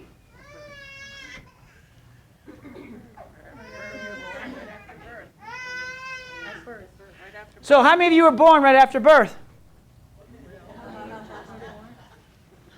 So how many years are we behind schedule? I got to come 3 times a week? Uh-huh. Why? Well, I should have saw you the day you were born, and you're 40 years old now. We're behind schedule. And the world's been shutting you down spiritually, emotionally, mentally, in your spine, and trashing your posture. So we got work to do. And then once we get you healthy, how long do you want to stay here for? Forever, please? Yeah, okay, good. But some people think, well, no, that's barbaric. Well, okay, I'll go when I got back pain. Or I'll go when I'm in a nursing home spending $7,000 a month on my health. No. If you started getting adjusted here, getting your breath of life turned on here, at full power here, then guess what? What are your chances of this having to happen to you? Call me crazy. Now, if we lived in a city where every baby got checked after birth to make sure there's no pinching on their breath of life, what would that do to the hospitals and the daycare centers and the schools in our city? Better or worse? And if we did everybody in the state of Colorado, everybody in our nation got checked after birth, just simply get their nurses turned back on, get their body working the way God designed it to be, wouldn't that fix healthcare? Yeah. Maybe you need to go to the emergency room because you broke your leg because you didn't listen to your dad tell me not to ride the bike so fast. That's fine. That's okay. I'm not saying get rid of all medication and doctors. We need that for emergency. But the problem is 100 years ago we started depending on all of that for life, and that was never the intention. That's never the intention. So again, you bet we believe we adjust babies. Because again, because of birth trauma, eyes can float in, colic, head tilt, constipation, diarrhea, ear infections, fussy. Again, this is all brown grass. This is not normal. This was not God's plan. And there's the babies we take care of. Again, children, bedwetting, growing pains, asthma, not sleeping through the night, constipation. This is not part of childhood. This is not should be part of your family culture. We need to fix this. They're brown grass. They're in trouble. They're suffering spiritually, emotionally, mentally, physically. This girl died of an asthma attack. That wasn't God's plan. Her lungs stopped working. Her lungs were brown grass. They used medication to try to fix it. It didn't fix anything, and the lungs attacked her, and she died. That's not how it's supposed to be. So teenagers, you bet, headaches, neck pain, menstrual problems, dizziness, frequent colds, fatigue, constipation, depression. Again, these are all signs of brown grass. Not supposed to be there. Eczema, skin issues, attention, focus, numbness, tingling, food intolerances, sleep problems, low back pain, allergies, asthma. Not supposed to be there. Not allowed. Not on my watch.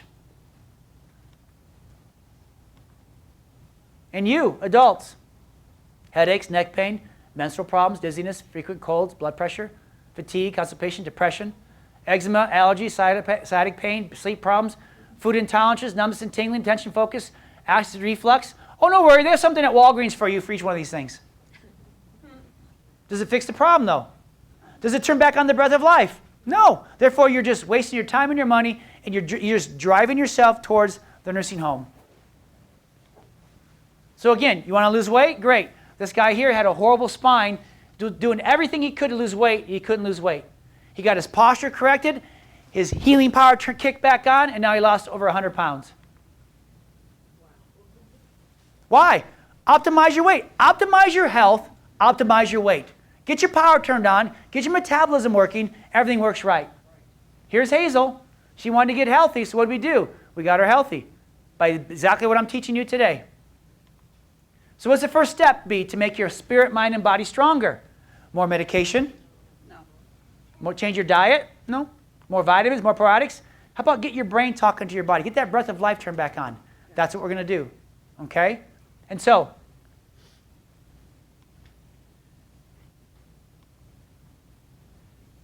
if I told you you need to go get your PSA tested, or get your skin checked for cancer, or have a CT scan on your lungs, have a mammogram, go have a colonoscopy, go do a HPV test or a pap smear, go get your blood work done, no one would argue with me, right? Nobody. Just common cultural practice. So if I suggested you go do these tests, you go do them without arguing with me, right? But if I say, let's get an x-ray of your nerve system to find out, to make sure none of these tests ever test positive, you may call me crazy. You get that? If this goes wrong, then you flunk these tests. So what's the first test you should have? This one of your spine. Because if this goes bad, then this goes bad. What comes first? This. So an x-ray in a hospital is normally $500. If you come through our process, right? And again, just for time reasons, you all have it there, but I'm just going to walk you through it. We have a 3-day process. It's on this sheet here. Don't worry about it right now. First day, we'll examine an x-ray, your spine, because that's where your breath of life is. Is there interference or not? Posture exam, x-rays, tell me whether it's not. That's day 1. What's wrong with you? Why aren't you healing? Why aren't you happy? Day 2, let's fix it. Let's figure out how to fix it. Let's start turning that breath of life back on. Then the third visit is let's go over everything with you and your spouse if you have one. If not, get one before we go over the x-rays with you. Okay. No pressure. And we'll map out the way to get your life back on track. And we'll find the cause of their health and healing problems. Does that make sense? Because none of us want these tests to go bad, but for somehow we think we can ignore or skip this test. You can't. I wish you could, but you can't. This test. Make this happy, and these never go wrong.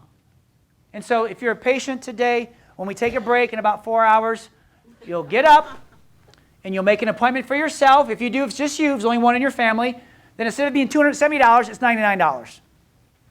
If you want to bring your spouse or any of your kids, then for you and a second person, third person, fourth person, fifth person, the whole family, it's $149. Okay? Make an appointment, get set up. We'll check your nerve system. If you have insurance, we'll check it. Don't worry about it. You're not signed up for anything. It's just I want to see if your body's making brown grass or if your body's making green grass. Are you going towards the cruise ship and healthy life, or are you going towards a nursing home and a $7,000 a month bill? How do I know that? Because I pay my aunt's bill every month. It's $7,000. Every month until she gets to $2,000 left, and then Medicare, Medicaid takes over, and then everything else is taken from her. That's not health care. Everybody stand up. March in place. Move your arms. Repeat after me. I declare that I will live as a healer. I am sensitive to the needs of those around me. I will lift the fallen, restore the broken, and encourage the discouraged. I am full of compassion and kindness. I won't just look for a miracle. I'll become somebody's miracle by showing God's love and mercy everywhere I go. This is my declaration. Have a seat. All right. What have we tackled so far? We've tackled the fact that, hey, you're not just you. You're a spirit, you're a mind, and you're a body. And if you're working really hard to get your body in shape, and it seems like you're not getting anywhere, well, maybe no one told you about, hey, what about that spirit? What about that mind part? Oh, yeah, and So let's get it all dancing together the same song, right? Let's get it all dancing together the same song. And so we do these little declarations, okay? So again, number 5, a key to clean, strong body. Are you relying on things made by God, or are you relying on things made by man? And the title of this next 3-hour talk is Stop Hurting Yourself. Now, you may not know how you're hurting yourself or sabotaging yourself or causing more interference to jump on you when your goal is to take less interference on you, right? So let's jump into this world that you live in. First of all, if getting adjusted starts at birth, if the positive 5 essentials start at birth, guess what? Out there, the negative 5 essentials start at work. So the minute you're born in America or in a hospital, does something get injected into you, yes or yes? Yes. It's like God messed up. He didn't give you everything you needed, so now we have to inject things into our body. Well, the problem is they're finding it in babies. 287 chemicals, right? From the Journal of Neurotoxicology, right? Now, let me go off a little deeper into this good versus evil world. When you put something in your body that doesn't belong there, it's toxic to you, guess what it attacks? Your nerve system. What did I just say manifests your breath of life? Your nerve system. So isn't it ironic how these toxins, these man-made ingredients, these man-made foods, they don't just attack your liver and stay there.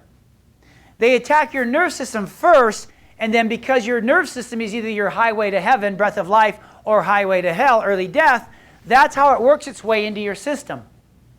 So that's why I'm very protective of toxins and certain things that they tell you that you have to do, but really all the science says it attacks your nerve system, which attacks your breath of life, and we don't want to monkey with that because that affects you. And that will never make you better, it actually makes you worse, okay? So these babies are found with mercury, lead, DDT, pesticides. They usually are transferred from mama's body through the placenta to the babies.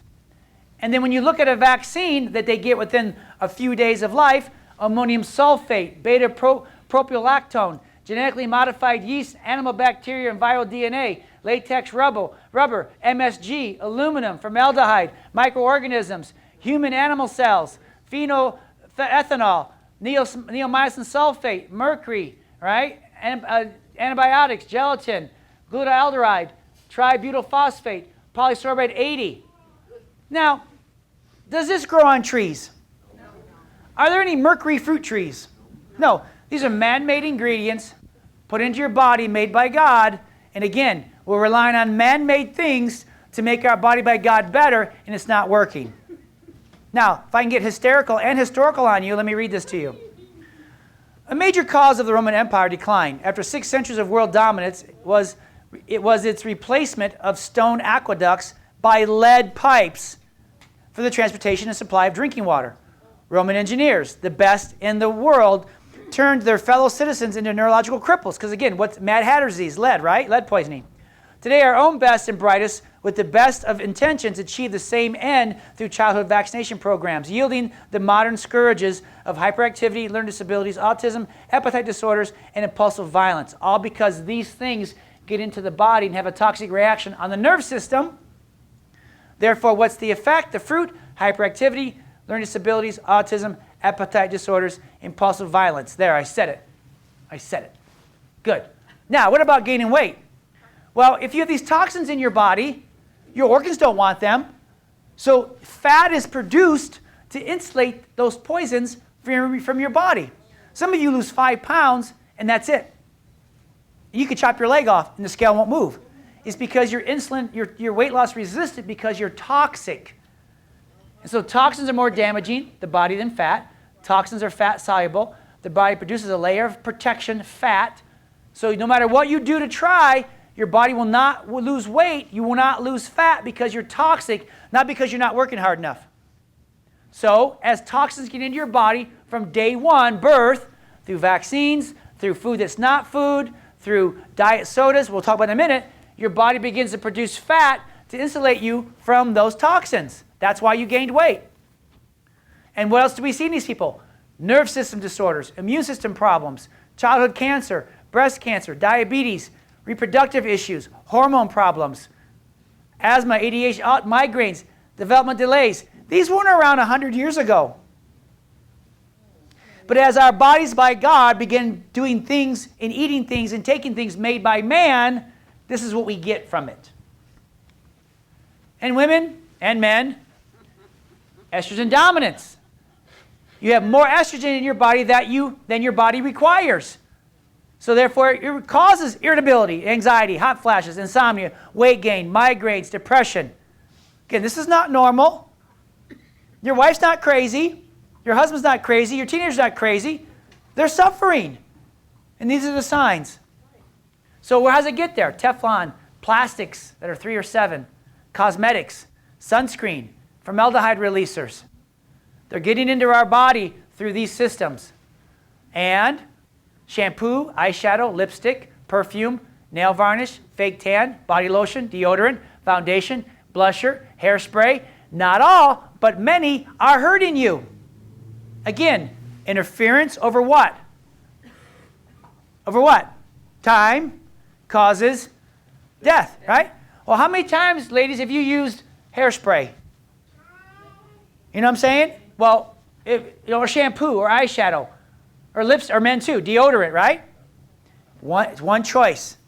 We make an organic choice and better choice. That's why Mrs. Arvay's here with all her skincare products. Listen, I don't want that crap getting into my kids or my wife. So what we do is to make sure that when she puts on stuff and looks good for me, 28 years, passionately married, okay? It's all about me. I don't want her to have to sacrifice and get cancer in this to look good, right? Okay? So all that stuff there is life-giving, not life-taking. You can look good, you can look beautiful, and be safe at the same time. And there she is. So switch out all your skincare products and go with Beauty Counter. That's what Mrs. Arvay uses. Again, Frankenfood, right? I was going to bring an apple in that looked like an apple, smelled like an apple, tasted like an apple, but it was a candle. So when you ate that candle, guess what your body would say? This ain't food, right? But you're like, what do you mean? It looked like it, smelled like it, tastes like it, right? That's Frankenfood. And so, Frankenfood, right there. Life-giving or life-taking choice? Life-taking, your choice. Why can't you quit? Because there's chemicals in there that make it addictive. Okay, all these foods here, life-giving or life-taking? Now, once a month, Christmas, you have some, right? Okay, fine. But if you're me, good luck coming back, right? Whew, it's hard, right? Well, you just can have one donut. Oh, no, I can't. And after I have a whole box of Krispy Kremes, I'm not fun to be around, right? So this is life-taking. You know what this is? No, it's ketchup. You think you're gluten intolerant. You think you have irritable bowel syndrome. No, you're allergic to Roundup because Roundup is used in the high fructose corn syrup, genetically modified corn syrup. It's in your soda pop or your teas. It's in the canola oil for the French fries that they fry in. Potatoes desiccated with herbicides. Cows fed genetically modified corn and soy, so that's in the cheese you're getting. Genetically modified soy protein filler, and then wheat desiccated with Roundup. So when they spray the things you're eating with this, it doesn't go away, it now gets into you. So gluten intolerance or maybe glyphosate intolerance. You may just be fine with wheat as long as it's been sprayed with poison, right? But it's causing celiac disease, gluten intolerance, and irritable bowel disease. Crazy, isn't it? So this is toxic ketchup. It's on your food. So again, stop hurting you. Stop hurting you. What should you stop doing? And again, I'm just going to say it. You can throw things at me later. Okay? Infertility treatments are hurting you. Commonly used medications are hurting you. Smoking cigarettes are hurting you. Mammography is hurting you. Chemotherapy and radiation is hurting you. Certain perfumes and fragrances are hurting you. Cosmetics and personal care products can hurt you. Drinking non-organic milk and eating non-organic dairy will hurt you. Again, who makes that? Man. Hydrogenated oils, trans fatty acids will hurt you. Home cleaning products, including laundry detergent, will hurt you. Plastic food containers, including plastic linings inside of food cans, will hurt you. Sodium nitrate, mostly in Oscar Mayer, cold cuts, meat, stuff like that. Pesticides, PCBs, chlorine, other chemicals. Acrylamides formed during high heat food processing. Don't overcook your food. Don't burn it. Severe emotional distress and relationship stress can hurt you. Dry cleaning chemicals, hair color chemicals. Unless you go to Tamara, she uses safe ones. That's where Grant gets his blue hair from. Not from me, not from my side. None of us on my side of the family has blue hair. It's all brown. And I love him though. I'm not picking on him. I love him very much. Nail polish remover, bad fats, safflower, corn, peanut, soy hurt you. Vaccines hurt you. Food sensitivities hurt you. Psychological stress, genetically modified food, hormone replacement therapy hurt you, and a lack of exercise. So stop hurting you. Stop hurting you. Stop hurting you. Yes? When they genetically modify plants to be Roundup resistant, what the farmers do is they spray their whole field with Roundup, and the Roundup resistant plants grow, which is corn, wheat, whatever. So everything else dies, but these things are genetically modified to live through that poison, and then we eat it. Yep. That's And, how it works. and it attacks us, yes. So again, everybody stand up.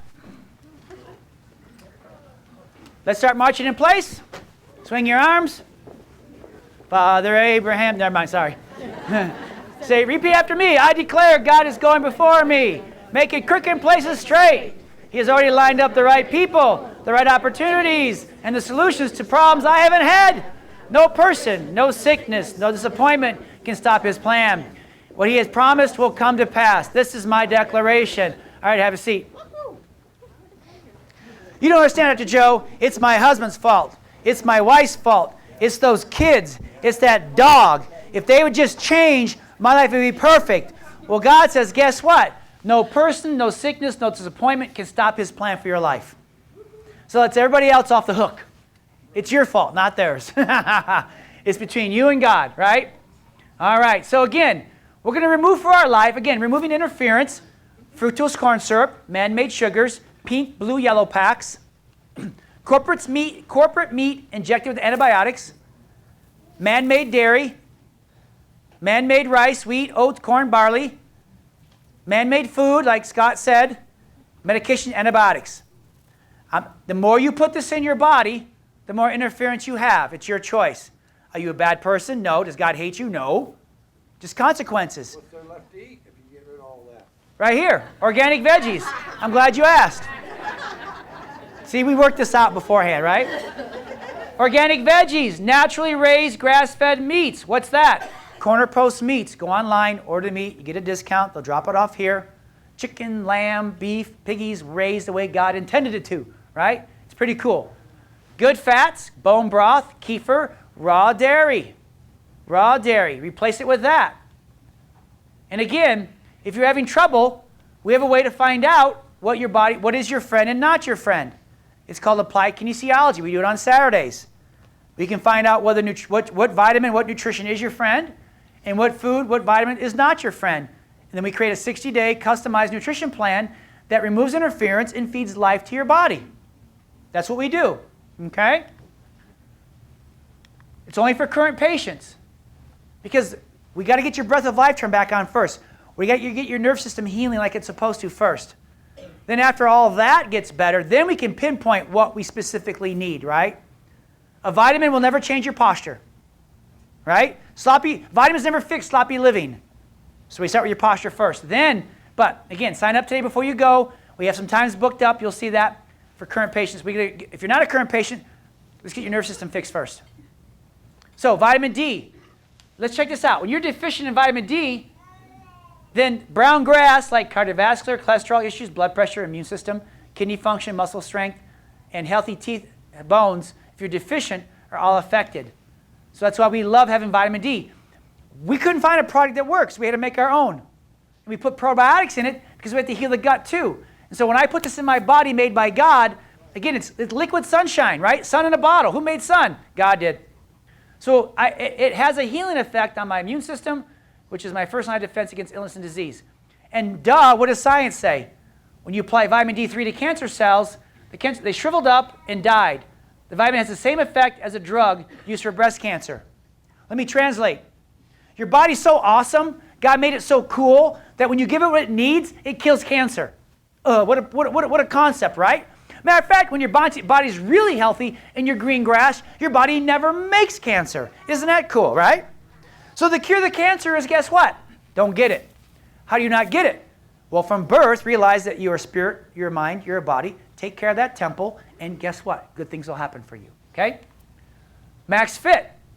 I love this because it has ashwagandha. Say that fast 3 times. But cortisol is the hormone that makes you gain weight, gives you that tire around your tummy, and you can't lose it no matter what. So when we put the Max Fit in somebody who needs it, then it helps increase your work capacity to help increase your lean muscle mass, shrinks your hip waist, right? A predictor of disease is when your waist is thicker than your hips. We got to get this waistline leaner and not smaller. Get your waistline smaller than your hips. It's a good natural predictor of health and healing. I like fish oils. Again, all this stuff we needed, but no one was making, so we made our own. We like fish oils because it creates a healthy immune response. Your brain works better and your heart works better when you feed your body what it needs in omega fish oils. I love Women's Multi. I don't take it personally. Don't need it, okay? But it has a great blend to support breast and health blend, hair, skin, and nail blend. We want that. Men's Multi. I take that. Why? Because I want to feed my body what it needs on a daily basis. I want to remove interference. It has an endurance blend, has an antioxidant blend in it, a cardiovascular health blend, and a prostate health blend. I want to keep these areas healthy so I don't flunk those tests.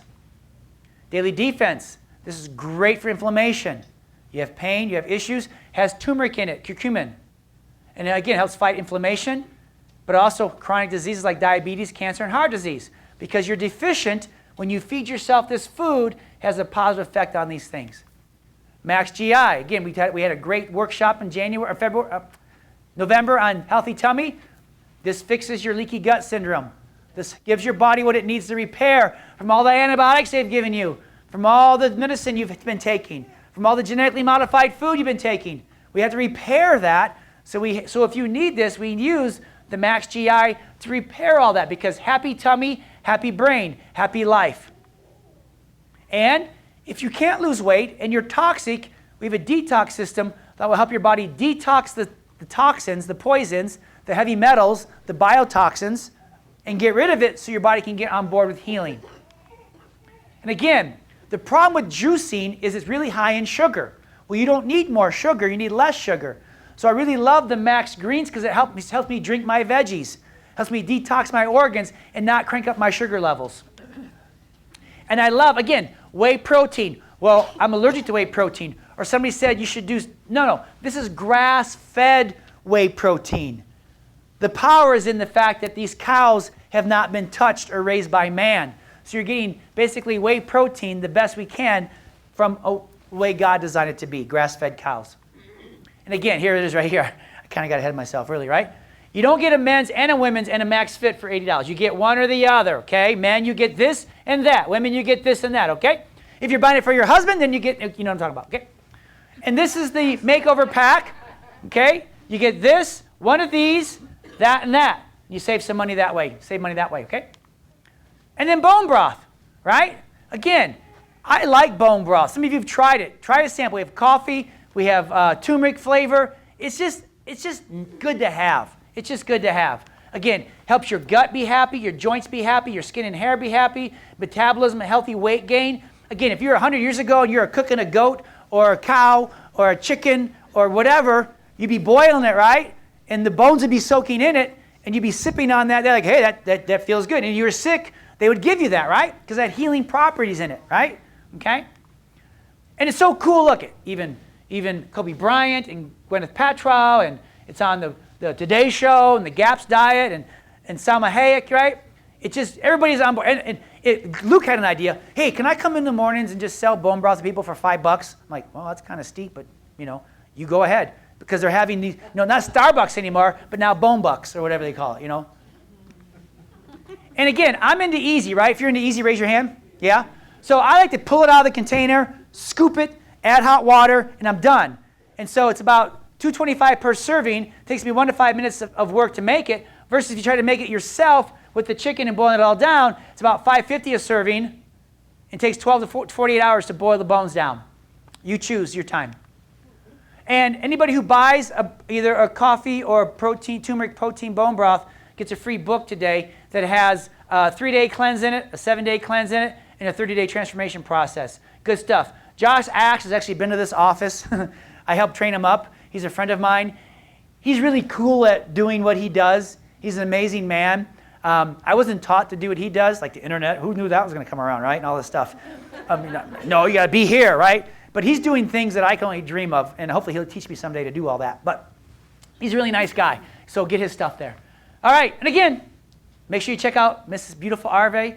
That picture was taken how long ago? No, it was like, it was like 2000. When did we do that thing at the gym a long time ago? That's when we took that. That was a long time ago. That's back when the JCs were coming in, before that. So anyhow, she looks better now than she did 5 years ago. All right, and you had, who liked the smoothie? Was good? Good. And who liked the chia pudding? Good. Eat as much as you want of it. Who liked Grant Snickerdoodle cookies besides Kara? Yeah. You don't know how hard it was. I was smelling that last night going, I just want to eat the whole plate. Now, so we talked about getting rid of the food, eating real food, and then using nutrition to make up for food you're not getting, okay? Oh, we already took a break. Took that. Next. Okay, now, are we ready? Blue buckets ready yet? Get them ready. Not yet. Get them ready. Okay, I'm going to ask for 4 volunteers in a little bit, so get ready. So a key to a stronger body. Are you moving in a way that makes you strong, or you're not moving at all, which therefore by default makes you weak? We think that exercise is optional. My question is, are you doing something every day to move in a way that makes you strong? Whatever that is, I don't care. Just isn't making you strong. So, the way we teach and what we do optimizes your hormones, it burns fat, it builds muscle, improves your heart health, increases lung capacity, increases blood sugar levels. That's cool, right? And it also attacks your stress hormone called cortisol. Again, cortisol increases your appetite and hunger, decreases your blood sugar levels, increases fat storage around the midsection, lowers your energy levels, messes with your sleep, increases cellulite deposition, thank you. So when you don't exercise in a way that's effective, that happens to you. So don't exercise causes interference, and over time, you look like that. Okay? Is that your picture there? Okay. So it'd be a good idea to move at least 6 to 12 minutes a day so that this stops happening. Make sense? Okay. So it's called metabolic conditioning. It's high intensity, short duration exercise. And it increases your low T centers. Give me a break. You're messing with God when you inject those hormones into your body.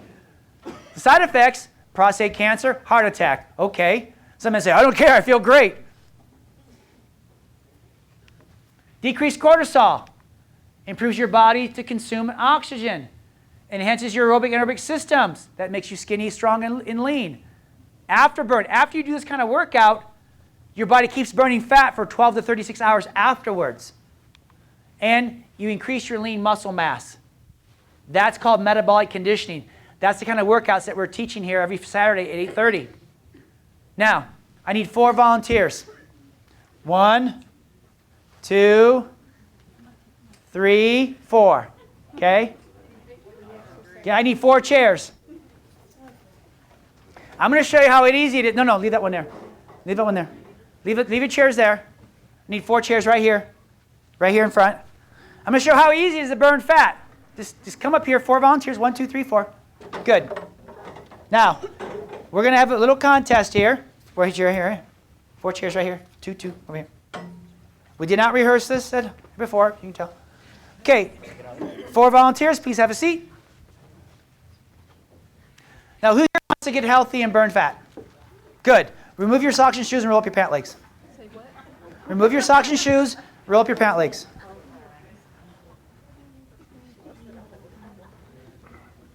I'm going to give you a new, they call it a biohack, but I'm going to show you, sorry Scott, I'll stay put. I'm going to show you what you can do to increase your fat burning power after you work out. Now, it's new. You've never heard of this before. Okay, it's brand new. Okay, roll up your pant legs. Willie, we're waiting on you. Let's go. That's far now. Up to your knees, as high as you can go. Up to my knees. Sometime today. We're supposed to be done by 5 o'clock. Let's go. And the person who wins, who wins gets a free bottle of multivitamins. Okay? And you go into there and grab 4 hats, please, out of the box. Okay, now let me show you this new, latest, they call biohack concept. It's called thermogenesis. So bring out the buckets, please. Put one in front of each person. Oh my goodness. It's a good thing I brought my warm boots.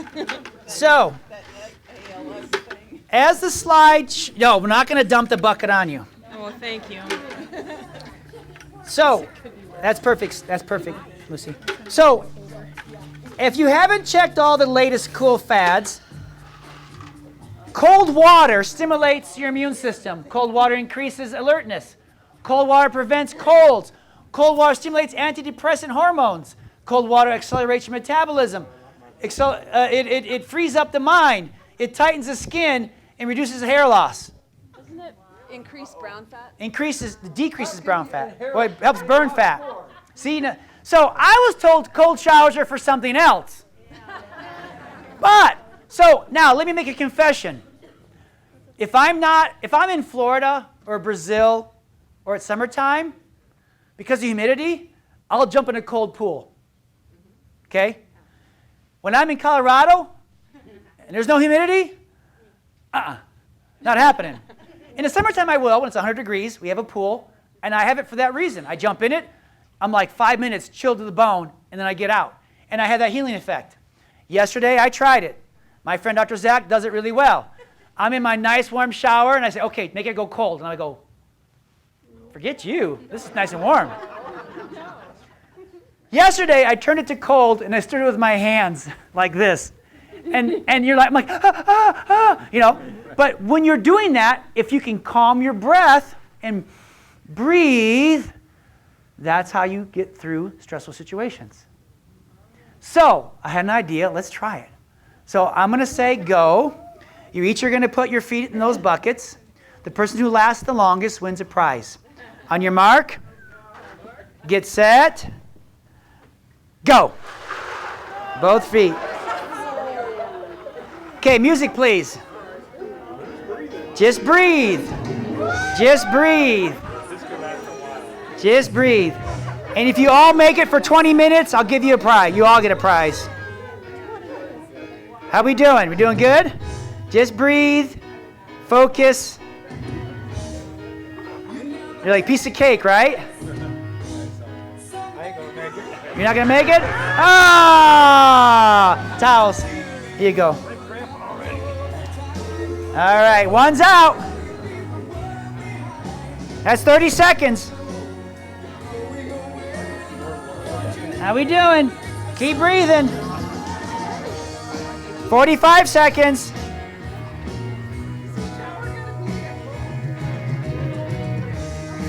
Keep breathing.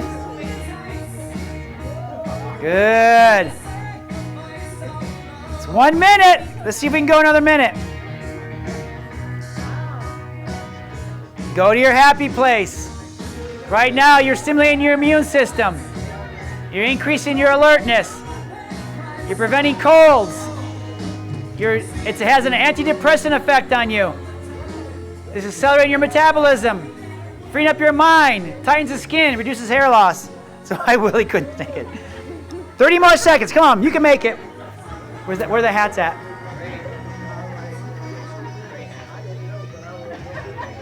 Keep going. Keep going. 15 seconds. Keep going. Keep going. I think we pick some winners here, right? 5 seconds. 3, 2, 1. You're done. Okay, pull your feet out. Pull your feet out. Here you go. Yay. Yay. You guys are tough. You're tougher than I am, I'll tell you that. So, each of you get a Maximize Living hat. And each of you will get a bottle of men's multi or women's multi of your choice. All right, give them a hand. Yay! Okay, very good. Team, let's remove the buckets. Help them get back to their seats. Hopefully their feet. You can put your socks and shoes on back. That's your day. All right. Very good. Give them a hand again. Yay! How many of you are happy you didn't ask to volunteer? That's all right. You did good. How many? Whose feet are numb? Like it didn't matter after a minute. You couldn't feel anything anyways. I could still kick. You did good? Okay. Very good. Thank you, guys. Give me a hand one more time, please. That was fun. That was good. So make sure they get their prizes. Okay. But my point is, well, I had a hot wash. So I was relaxing my muscles, lowering my body tension, alleviating migraines, reducing swelling, reduce my anxiety, act as a nasal decongestant, remove toxins from my skin, opening pores, and cleaning my skin. So I wasn't so bad. So one or the other. But if you get the chance and you can jump in a cold bath and just, it's going to have a healing effect on you, right? I don't do well at no humidity. Yes? If I was in the shower Uh-huh. and I was get to where I'm going from warm to cold, Right. I can handle that. Yeah. But to go that way, Uh-huh. my legs started cramping. Yeah. I couldn't get out. So we'll have to keep working on that then. But at the same time, Yeah. if you once get yourself in a shower Uh-huh. and get yourself activated by going from Hot. warm to cold, Right. And can stay and a it lot longer. yeah. And it does have a mental strengthening aspect to it as well. I did that in Germany because we had no hot water Yeah. when I was in the So you're ready to go, exactly, yeah. So it has a fun effect. It's just something fun, but I wanted to show you that it's kind of cool. It's the latest thing. And again, if you're a video person, and you like working out to videos, we have Max T3 videos that walk you through it. Again, I give you a handout right there in your stuff as far as how to work out 6 minutes or 12 minutes a day.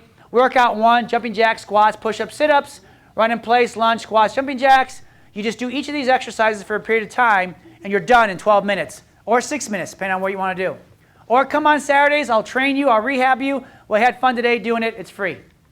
All right, everybody stand up. Good. March in place and swing your arms. And say, I declare I will put actions behind my faith. I will not be passive or indifferent. I will demonstrate my faith by taking bold steps to move towards what God has put in my heart. My faith will not be hidden. It will be seen. I know when God sees my faith, He will show up and do amazing things. This is my declaration. So, God's a gentleman. And what that means is if you have something you know you should do and take action, He's going to say, you go first. Right? In the Bible, Moses didn't part the sea until he stepped into it. Or God didn't part the sea until Moses stepped into it with his staff. He didn't say, part it and I'll walk. He's like, no, I don't do it that way. Do you trust me? Right? He said, well, yeah, I do. Well, then go ahead and put the stick in. No, you go ahead and split the sea. No, you put the stick in. No, you split the sea. I'm not going to walk looking crazy in front of all these people. What if I walk in and you don't split it? That's called faith. So when God sees you move, then He will move mountains for you. But He wants you to take that first step towards Him or towards trusting and believing. So again, okay, key to a stronger body. Is what I'm putting in my mouth life-giving, or is what I'm putting in my mouth life-taking? And this is about feeding your power. Because can food make you sick? Can food make you healthy? If you eat food the way God made it, it'll make you healthy. If you eat food made by man, then you're going to have junk, okay? Junk. And again, we all think that something's wrong with us. What it is that we live in a world that's making lots of money off you being sick. Or selling you food that really isn't food and we'll buy it and eat it. Because again, science says 95% of all chronic disease is caused by food choices, toxic food ingredients, nutritional deficiencies, and lack of physical exercise. Do all these cause interference in your body? There's your sign. So, this leads to this, which then leads to gout, infertility, sleep apnea, quality of life, arthritis, gallstones, coronary heart disease, cancer, diabetes, and high blood pressure. And I bet this is because not just physically, but emotionally and spiritually, things are messed up as well because of your life choices. Actions speak louder than words. You can tell me all you want. I see your habits. I see your actions. I hear your words. I can predict your health. 95% of your choices are making you sick, leading to this.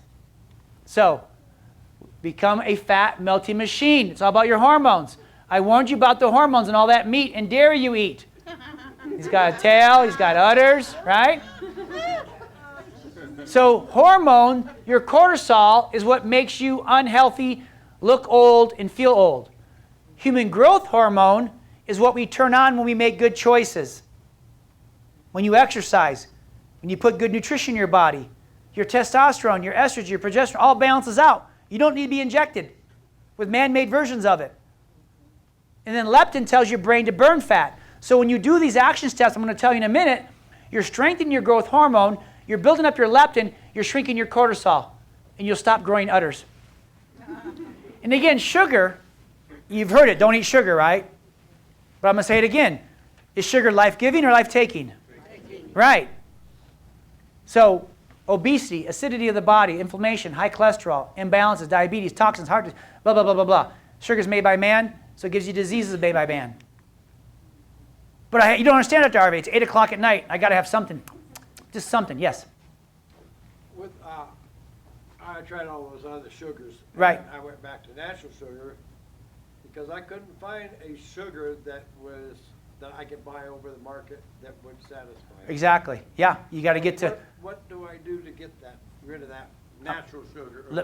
I'll answer that for you, and if not, we'll do it afterwards, for sure, for sure. So, A, you have sugar cravings. Is it because you're deficient in Ben & Jerry's? Now, that's what your mind tells you. I need some cereal. I need some sugar. Well, it doesn't say that. That's too obvious. The devil's in there talking, hey, how about a bowl of ice cream? How about a bowl of cereal? How about you deserve this? You had a bad day. You need to use food as your drug. Use food as your God. Don't come to me. Go to the refrigerator, right? So literally what's happening when you do have sugar cravings is that you skipped breakfast. You didn't get enough protein in your body. So we're going to break out the almond and peanut butter, grab us some celery, or almond butter, cocoa nibs, and coconut oil, mix it up, and eat to your heart's desires until the sugar cravings go away. You're having sugar cravings because you're starving good fats and good protein. So eat good fat, eat good protein, and this will go away.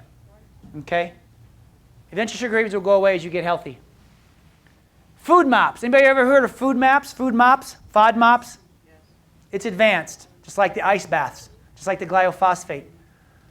I have tummy issues. I don't know why. So real quick, it stands for fermentable, meaning broken down bacteria, oligosaccharides, disaccharides, monosaccharides, and polyols. What's the big deal about them? Well, the problem is there's fructose, lactose, fructans, galactans, polyols. So your body has become brown grass. When you put these in it, it won't react the right way. And you think you have an irritable bowel issue, a tummy issue, you have gas, you have diarrhea, you're just not a happy camper. Where is it found? Asparagus, onions, garlic, legumes, snap peas, beetroot, celery, sweet corn. So your body, if we tested you, these would not be your friend and would have a brown grass effect on you. Apples, pears, mangoes, nashi pears, watermelon, nectarines, peaches, plums, in your case, are not your friend. That's what's causing interference. Cow's milk, yogurt, soft cheese, cream, custard, ice cream is not your friend. It has a brown grass effect on you. Rye, wheat-containing breads, wheat-based cereals, dried fruit, wheat pasta. Some of you put that in your body and you have an irritable bowel, digestion, skin breakout, you have issues. It shuts you down, okay? Instead, you can do bean sprouts, bok choy, carrots, bell peppers, banana, orange, grapes, melons. Do raw dairy and do like Ezekiel bread. Try that. That's a protein sprouted bread.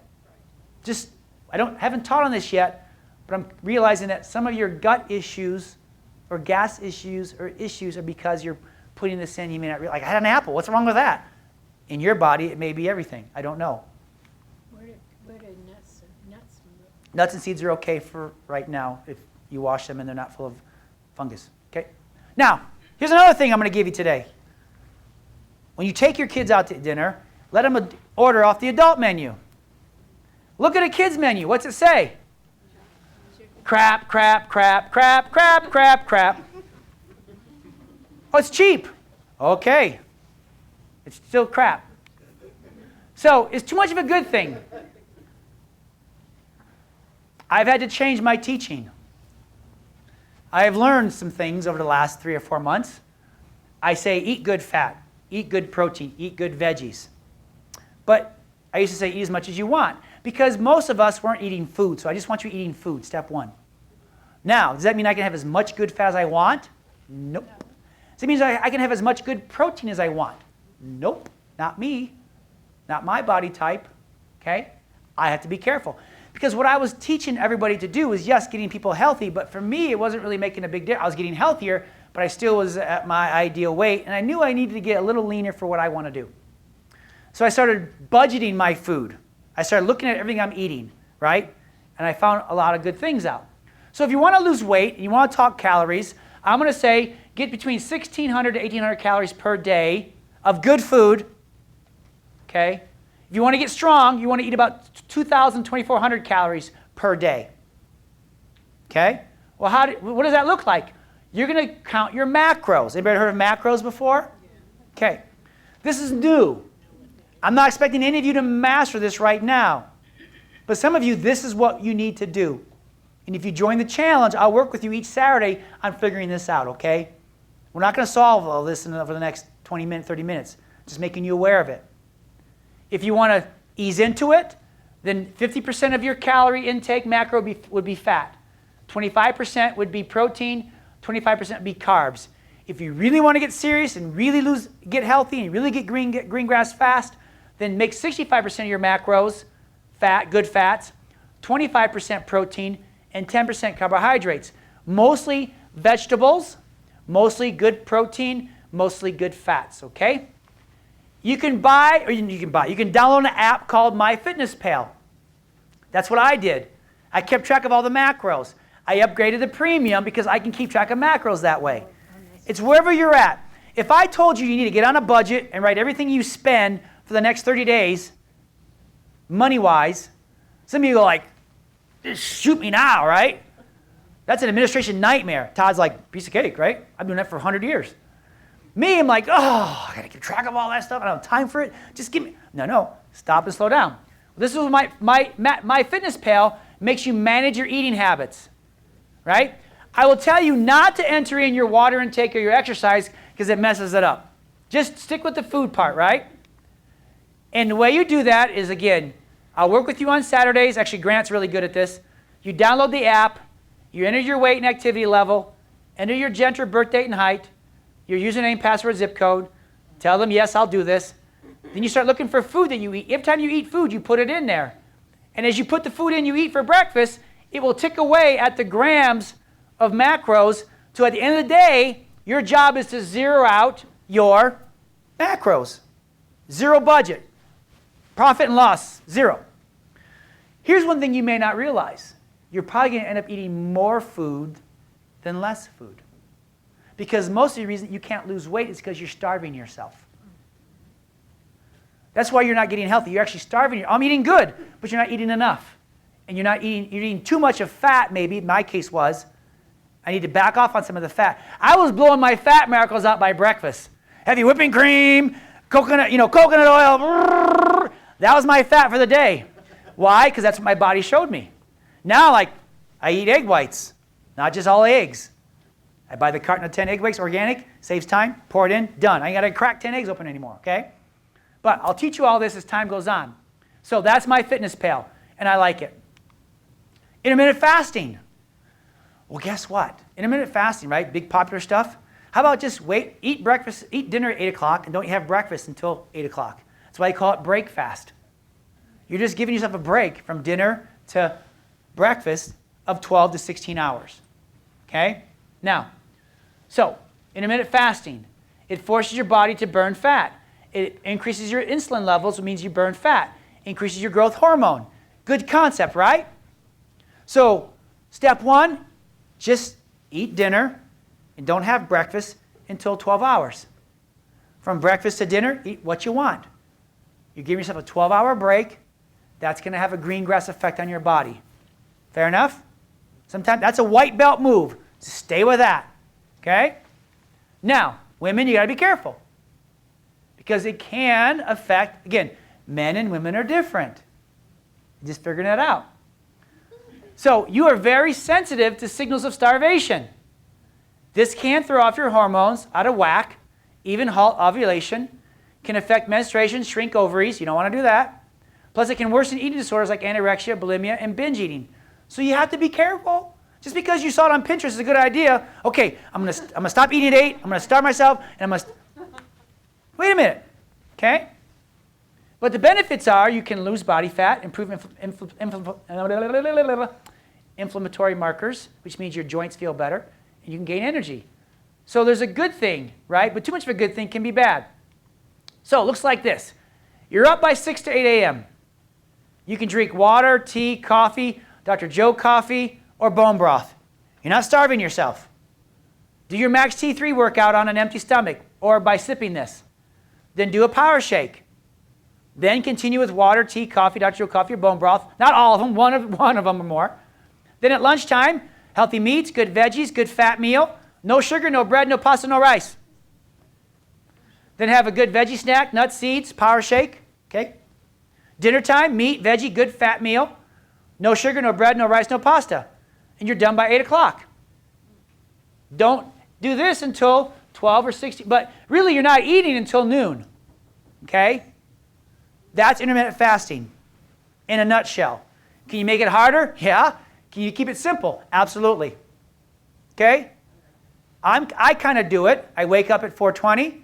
I sip bone broth, and I have a banana on the way to the gym because my intensity is really high. I come home from the gym. I drink what's called Fit Aid, which is kind of like my treat. I have my Dr. Joe coffee, which is oil and coffee. My wife makes me my eggs with an apples, with a handful of my brain's going dead. Oatmeal, raw oatmeal, and 2 tablespoons of brewer's yeast. Now she makes it at 8 o'clock. I don't start eating it or finish it until like 12:30. So you think this is not much? This you're full. I'm full. So I really can't eat it until.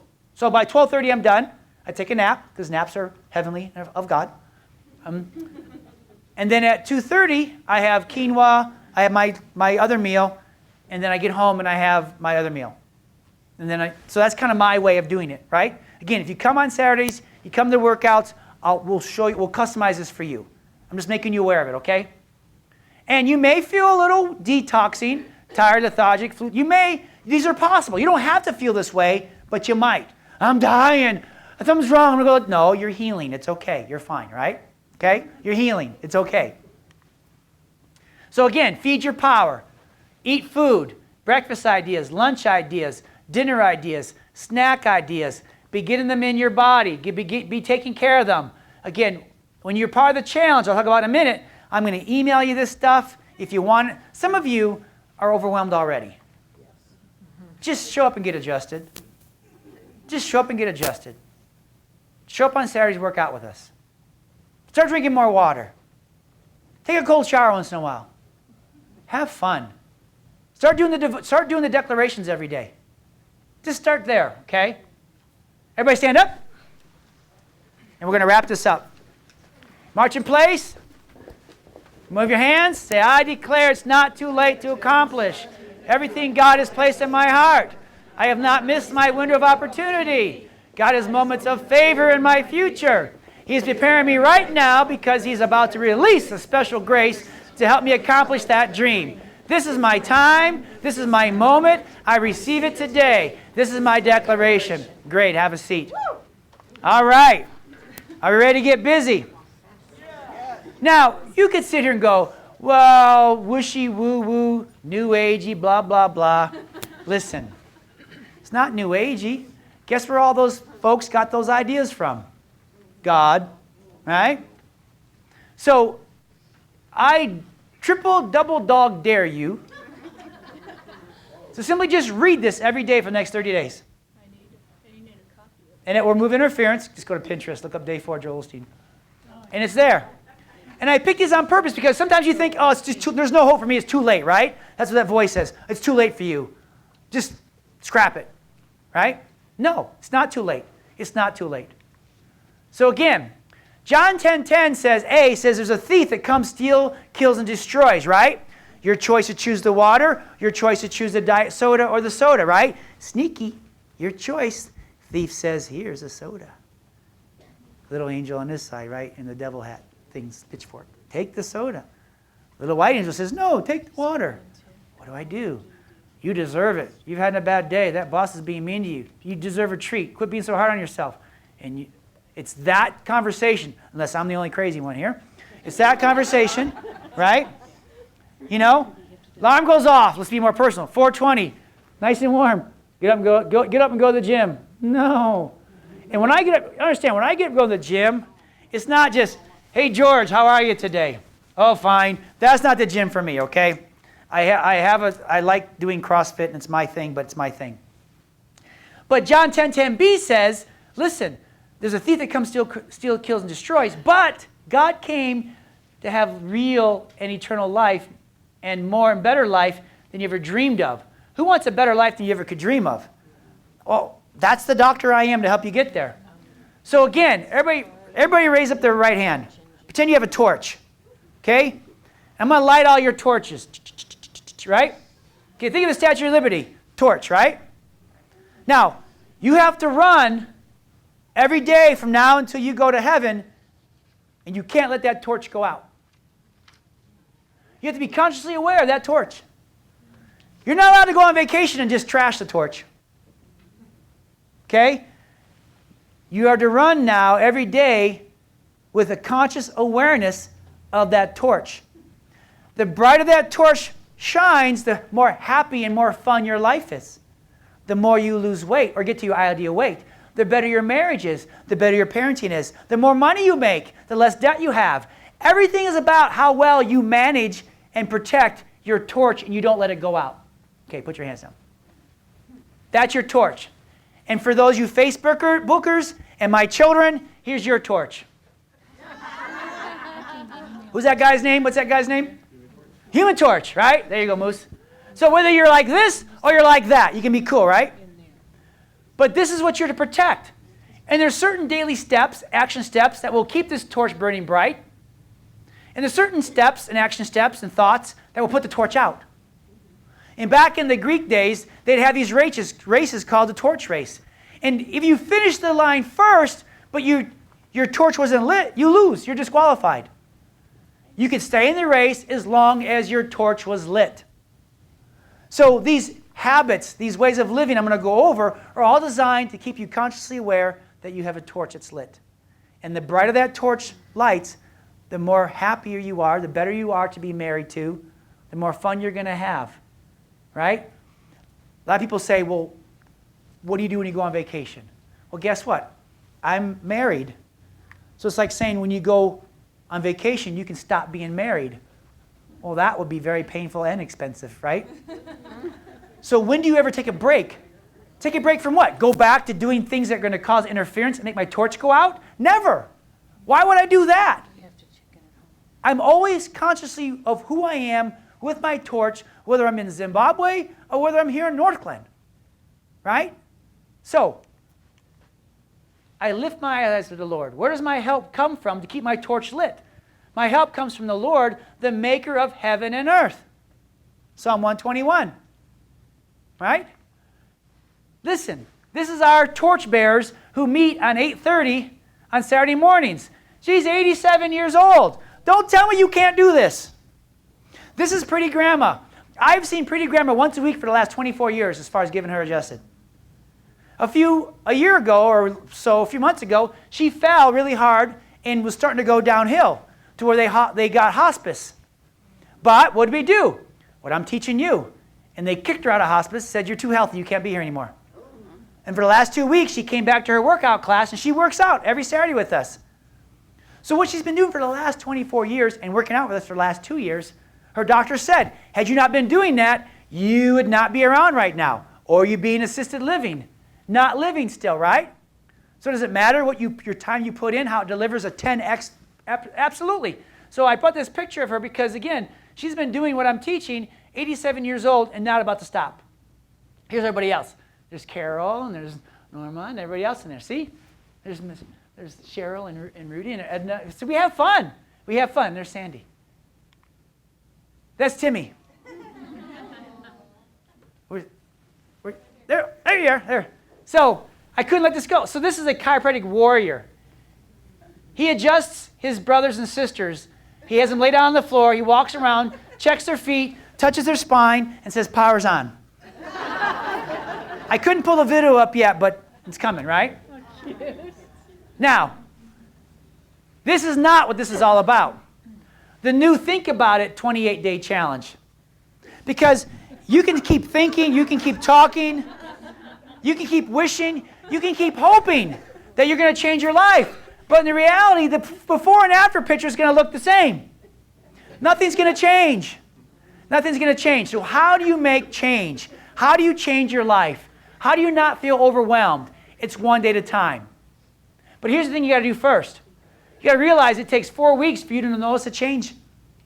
So don't, like you said, soda pop, water. Tomorrow, oh, I feel amazing. I had water yesterday. Not going to be that way. But 4 weeks later, wow, I lost 10 pounds. Maybe. So it takes 4 weeks for you to change, notice yourself. 8 weeks for your husband to notice. It takes 8 weeks for your friends to notice. It takes 12 weeks for the rest of the world to notice a change. It takes 1 day to decide that you're enough to make that change. Okay? So you have to, say I have to, control your environment. I mean, protective. Make your bubble. Make your happy place. You have to control what goes on in your home. What are you going to allow to invade your mind, your spirit, and your body? Bad attitudes? Oh, no, no, no. Drama? Go upstairs. You can't be around me with that attitude, that drama. Take it away. When you're ready to be kind and loving to each other, now you can come back in my presence. I guard my environment. I protect me. I don't protect me. What about your car? Is your car your sanctuary? What are you listening to? What do you have on? Are you listening to a book? Listen to scripture? Listen to music? Or are you complaining about the guy in front of you? Right? Or all three? How about the gym? What's happening at the gym?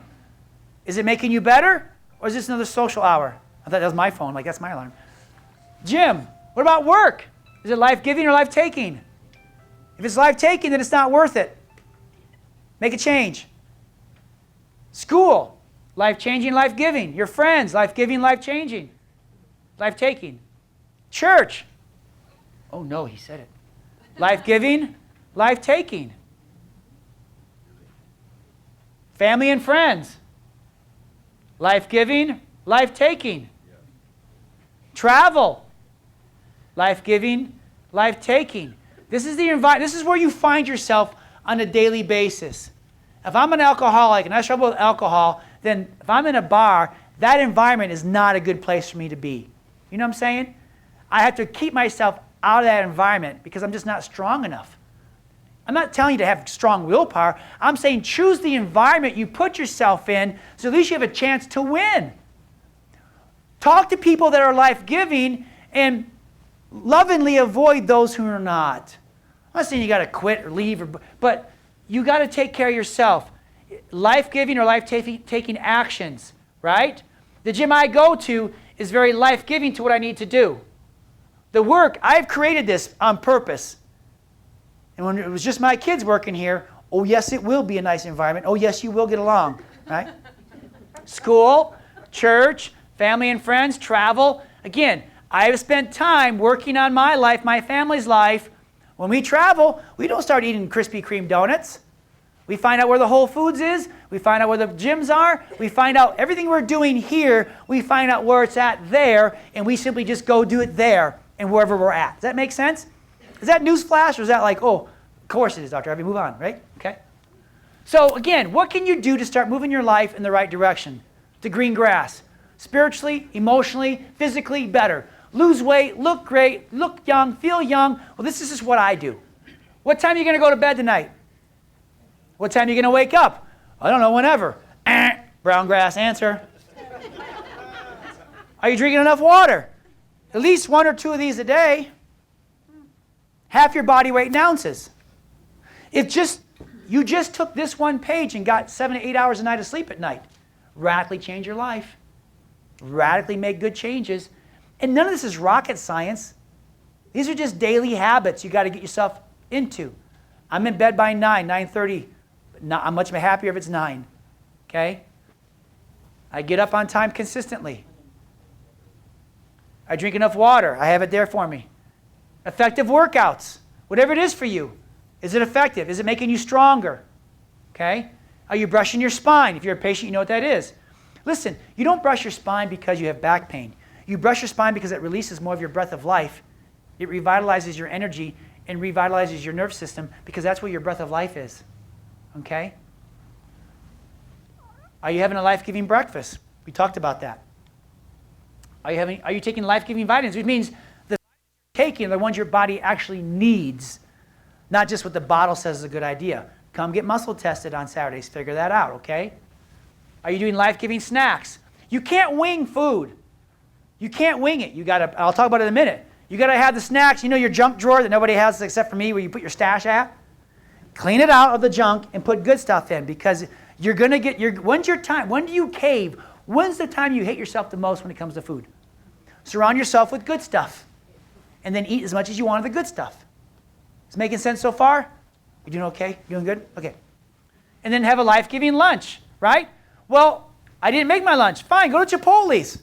There's good stuff there. Go to First Watch. There's good stuff there.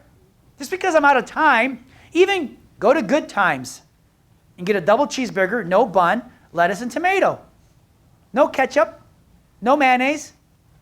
Have 2 if you're really hungry. That's just a step in the right direction. Make sense? Life-giving dinner, right? We talked about that. Get adjusted. Release that breath of life in you. Set goals. What do you want with your life? God's waiting. Tell me what you want. Let's just go. Let's do something, right? Sit down each week and plan your life out. What do you want your day to look like? Dave Ramsey says, and Todd says, you're going to tell every dollar where it's going to be spent before it gets there. That's called maturity in building your wealth. Well, how about your time? You only have one life. Tell your day tomorrow, I know exactly what I'm doing tonight. I'm leaving here. I got a hot date with my wife. Hopefully I'll be in bed by 10 or 11 because I don't like staying up late anymore, even on Saturday nights.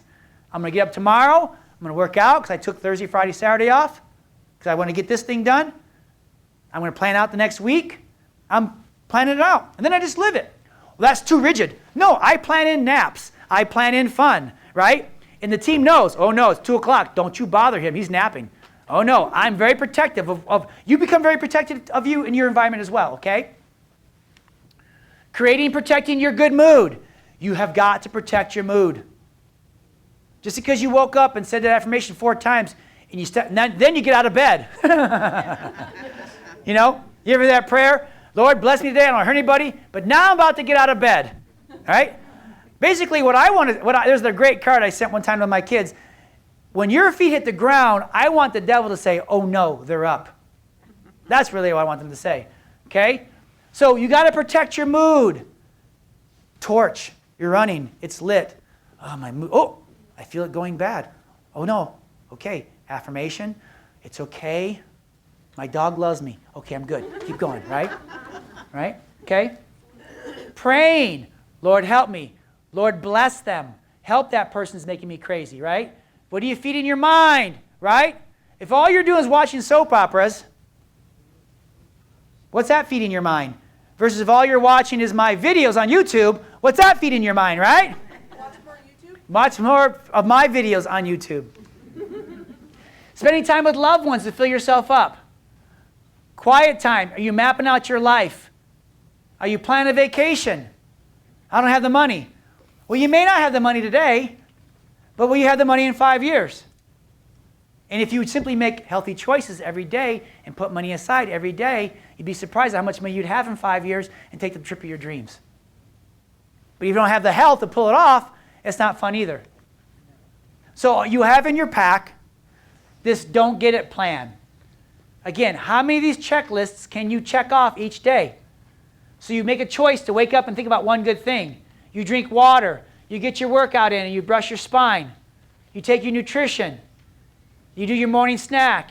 You get adjusted if you're a morning person. You have a good lunch. Again, this is not just for, this is for you. You're a champion. You're a warrior. You have great value. Treat yourself like it.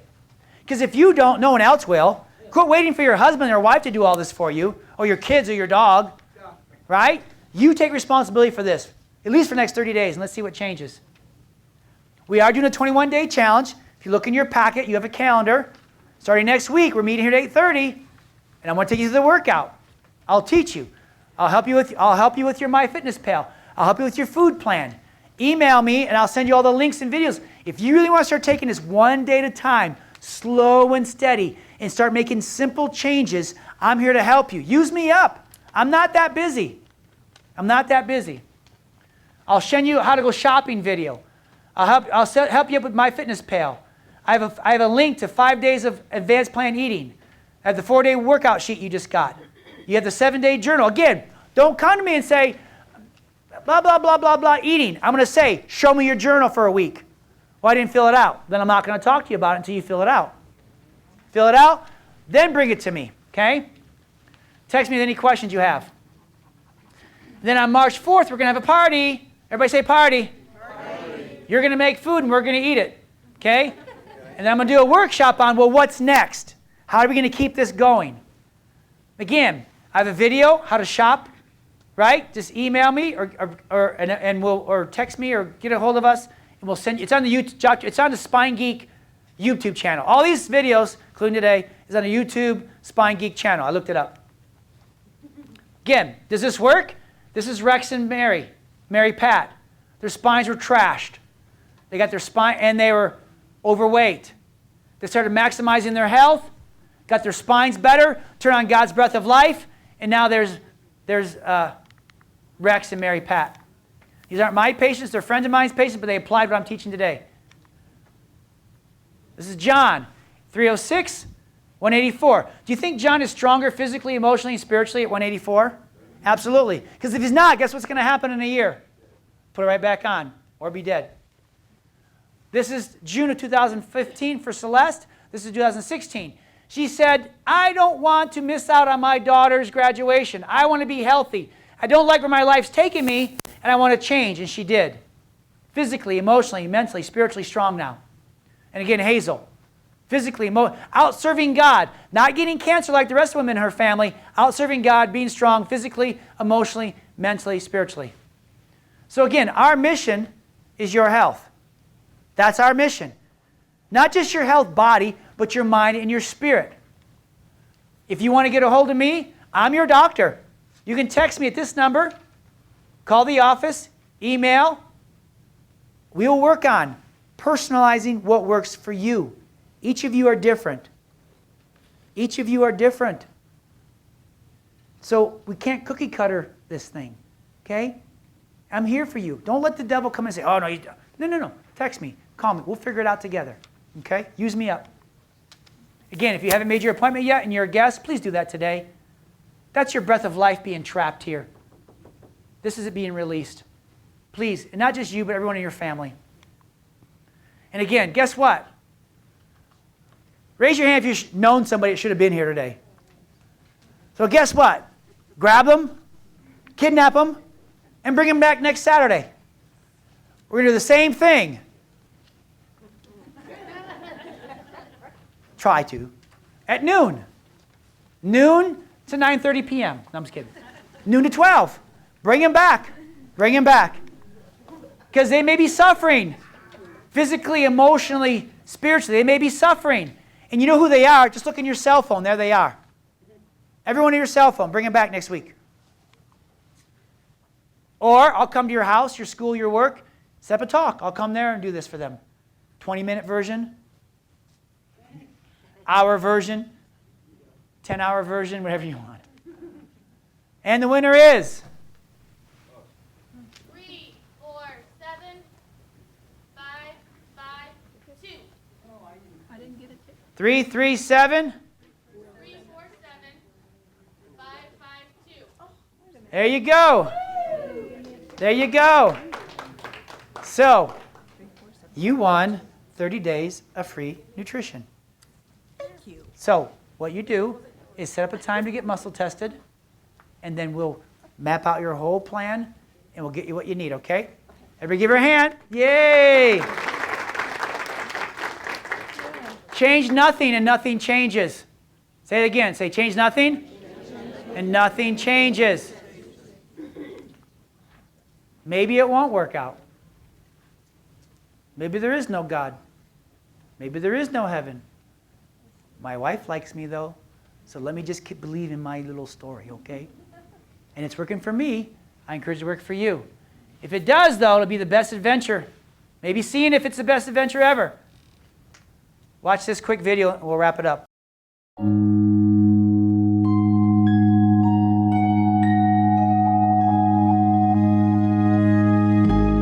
What will your last 10 years look like? Will you be quick enough for a game of tag with your grandchild? Strong enough to embrace every moment?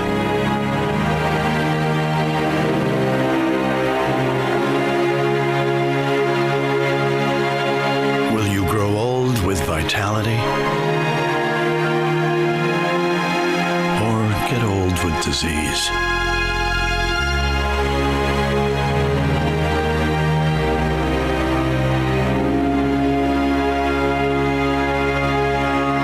It's time to decide. The average Canadian will spend their last 10 years in sickness. Change your future at makehealthlast.ca. That's it right there. That's your choice. That's today. If you don't want that, it starts today. If you want that, it starts today, whether you're Canadian or not. Here's the promise, folks. God has plans for you to prosper you, not harm you, and to give you hope. And it's time that we begin to experience this, and that's what today's all about. Not just you, but this city, this nation. I'm not weak. I'm very passionate. I will make no mistakes. I will defend the weak. I'll defend freedom. I will sacrifice so that others may live free. I'll defend my family to the death. I love peace, but I am a fierce enemy. I live by special code.